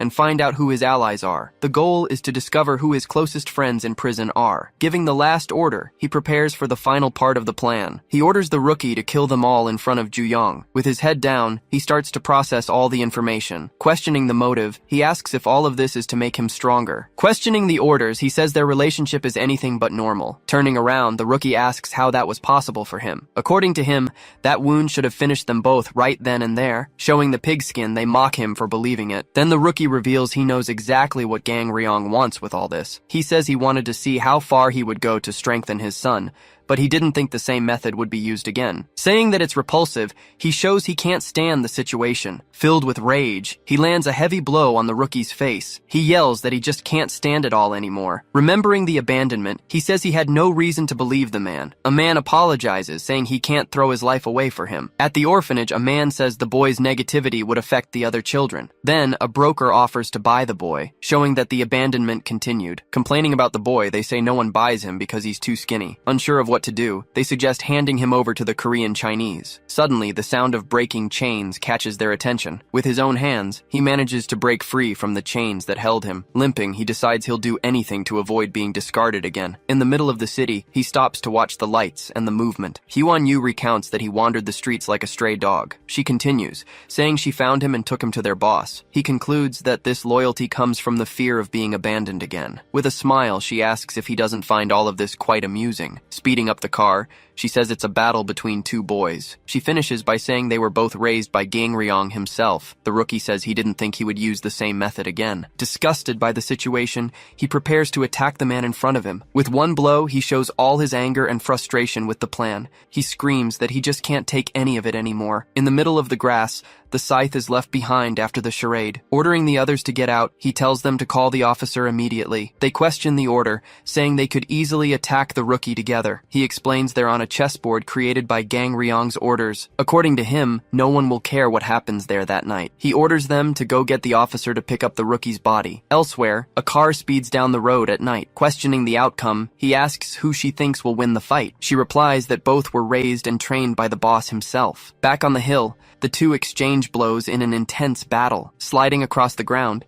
he manages to dodge one of the rookie's strikes. With a quick counterattack, they both land hits on each other. He then lands another blow, showing off all his combat skill. Defending himself, the rookie also manages to land a hit on Ju Yong. Preparing another attack, Ju Yong gets ready to continue the intense fight. The two move quickly, showing the speed of their movements. Exchanging blows, they continue the battle on even terms. In the car, he comments that their techniques will be very similar. According to him, it'll be like they're looking at themselves in a mirror. Lighting a cigarette, she asks if he thinks they'll be evenly matched. The rookie yells that they are the same, highlighting their similarity. In a simultaneous strike, they both hit each other hard in the middle of the hill. With a smirk, Ju Yong says they are not alike at all. Grabbing the rookie's arm, he begins to apply immense force. With a crack, he breaks the rookie's arm without any mercy. With a shove, he throws the rookie away with great force. He says they were taught by the same man, but there's a difference. Slamming a fist into the ground, he yells that the rookie is not on his level. The blow hits the rookie's face, who feels the full impact of the attack. The rookie tries to recover from the blow. Still in pain, he lets out a low groan before reacting. Grabbing Ju Yong's arm,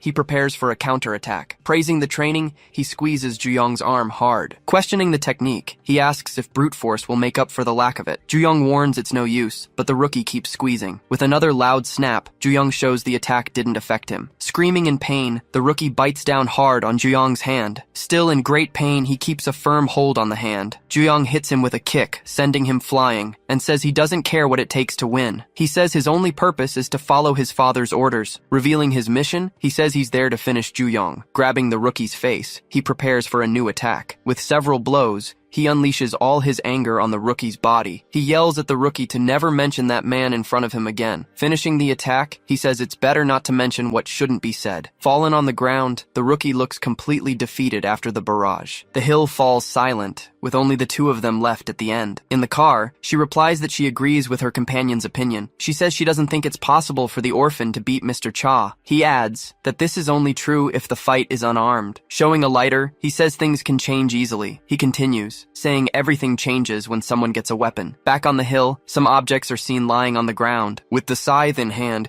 he prepares to continue the confrontation. Remembering the past, he says his father told him something. According to him, his father said he had a talent for handling weapons. Giving him a knife, his father trained him to be a specialist. He continues, saying he earned every cut on his body. Advancing, he approaches Ju Yong with a very determined look. With focused eyes, he prepares for the next move in the fight. He says he got the scars learning to use a blade with his father. Advancing with the scythe, he says he doesn't care about strength. He continues, saying he also doesn't care about Ju Yong's skill. Stumbling on a rock, he loses his balance and almost falls to the ground. He only cares that Ju Yong is his father's biological son. Sitting on a rock, he says that today, Ju Yong will die by his hands. Spinning two weapons, he prepares for the final blow of the fight. He says everything will happen exactly as his father intended. Ju Yong says he already warned him. The rookie is left completely confused. Ju Yong tells him to get that name out of his mouth if he doesn't want a painful death. He says that's 4 times the rookie has called that man father. He asks if the rookie really thinks the man who brutalized him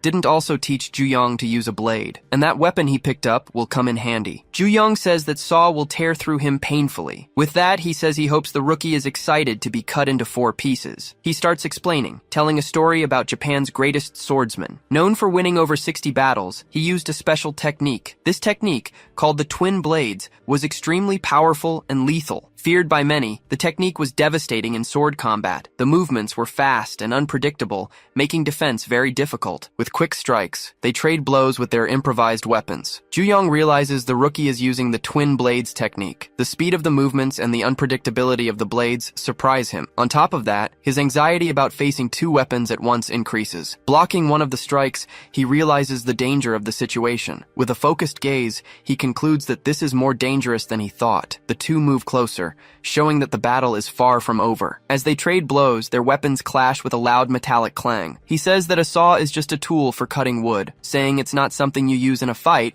he prepares a counterattack. Fallen on the ground, he says the technique was passed down by many swordsmen. With a smile, he says a saw can't replicate an ancient technique. Since he was a child, he has trained his movements and honed his skills. With one strike, he hits Ju Yong with precision and great force. He reveals that he hones his swordsmanship with the blades his father gave him. Showing the vital points, he indicates the carotid and brachial arteries. He also points to the heart and the radial and subclavian arteries. According to him, All of these are vital points that lead to a quick end. He explains that in real life, opponents fight back. To minimize the opponent's chances, he teaches to attack repeatedly. He says not to hesitate when taking another person's life. Threatening the boy, he warns that a useless hunting dog is discarded. Announcing the end of the lesson, he tells everyone to rest for the exam. Suddenly, he hears one of the boy's stomachs rumbling loudly. Holding a frying pan, he calls him the rookie his father found on the street. Offering food, he says he made it for himself, but is willing to share. He reveals that kimchi fried rice is the only dish he can make perfectly. With his stomach growling, the boy stays silent, staring at the food. Eating with his hands, he hears the other one say he must have been hungry. The other boy says he's probably there because he doesn't have a family. Smiling, he tells him to think of him as a brother and to ask if he wants more. Suddenly, the boy attacks him with a precise strike without hesitation. With several blows, he finishes the other one off without any pity or remorse. Watching the scene, the boss simply analyzes the results of the exam. With a satisfied smile, he says the boy passed the test. He explains that the other one was eliminated because he hesitated during the exam. According to him, only those with a brutal nature can become his dogs. Tossing 2 weapons, he prepares to give the next order. Holding the weapons, the boy braces himself for what's next. He says that from now on, these 2 swords will be his fangs. Remembering being abandoned, he recalls being left by everyone he ever knew. But he says his father took him in and gave him a new chance. With the weapon in his hand, he feels grateful for the life he was given. Trading blows, he says he considers him his father in every sense of the word. With a quick move, Ju-young dodges one of the rookie's strikes. In shock, he reveals that he has already ended many people's lives. He continues, saying he has killed both strangers and people close to him. He reveals he did it all because of his father's orders. Looking at Ju-young, he says that today, he will join his list. With a strike, he warns that he will sink his fangs into his neck. He prepares for the attack, showing all his determination to win. Suddenly, he stops and says that this all feels very strange. With a confused look, he doesn't understand what's happening. Trading blows, he says it's obvious Ju-young is his prey. He continues, saying that even predators break under so much pressure. Questioning the situation, he asks why Ju-young seems to be hunting him. He says it feels like Ju-young is the one hunting him here. Remembering a lesson, he hears his father telling him to go for it. His father says that 1 blow should be more than enough. According to him, it's useless to swing the blade without hitting a vital point. He continues, saying to remember it's not about the number of strikes. The secret is to focus on avoiding fatal wounds and wait for an opening. When the opponent's armor cracks, that's the time to strike with precision. He says that when the chance appears, you must attack without hesitation. His father warns him to never forget one important rule. If the blade doesn't taste the opponent's blood, something will go wrong. He focuses his gaze, preparing for the right moment to strike. Breathing heavily, he waits for the perfect opportunity to strike. With a swift blow, he prepares to end the fight. Trading blows, the weapons clash with a loud metallic sound. With a quick move, the rookie advances for a new attack. With his eyes focused, Ju-young prepares for the next move. Realizing the strategy, he notices the rookie is waiting for something. He says it seems the rookie is waiting for an opportunity. Dodging the strikes, he keeps waiting for an opening to attack. Saying it's no use, he readies himself for the final blow. He says this is the end of the line for his opponent. Finding the opening, he prepares to strike the vital point. With a determined look, he focuses on the rookie's weak spot. With a quick strike, he hits the rookie with precision and force. The blow hits its mark, leaving gashes in the ground and grass. He reveals he was waiting for the rookie's big final attack. Agreeing with the rookie, he says that using a saw isn't comfortable. With a frustrated look, Ju-young says that if he had a sword, he could have cut his neck. Advancing slowly, Ju-young approaches the rookie with a dark look. Remembering the lesson, he hears that the blade must taste the opponent's blood. He says that even so, there are some advantages to using a saw. With a smile, he says to imagine the jagged edges on the skin. He continues, telling him to imagine the saw scraping and cutting through bone. Under the moonlight, he says to imagine the vessels and nerves getting tangled in it. He says that's something a sword could never do. With a swift move, Ju-young ends the confrontation once and for all.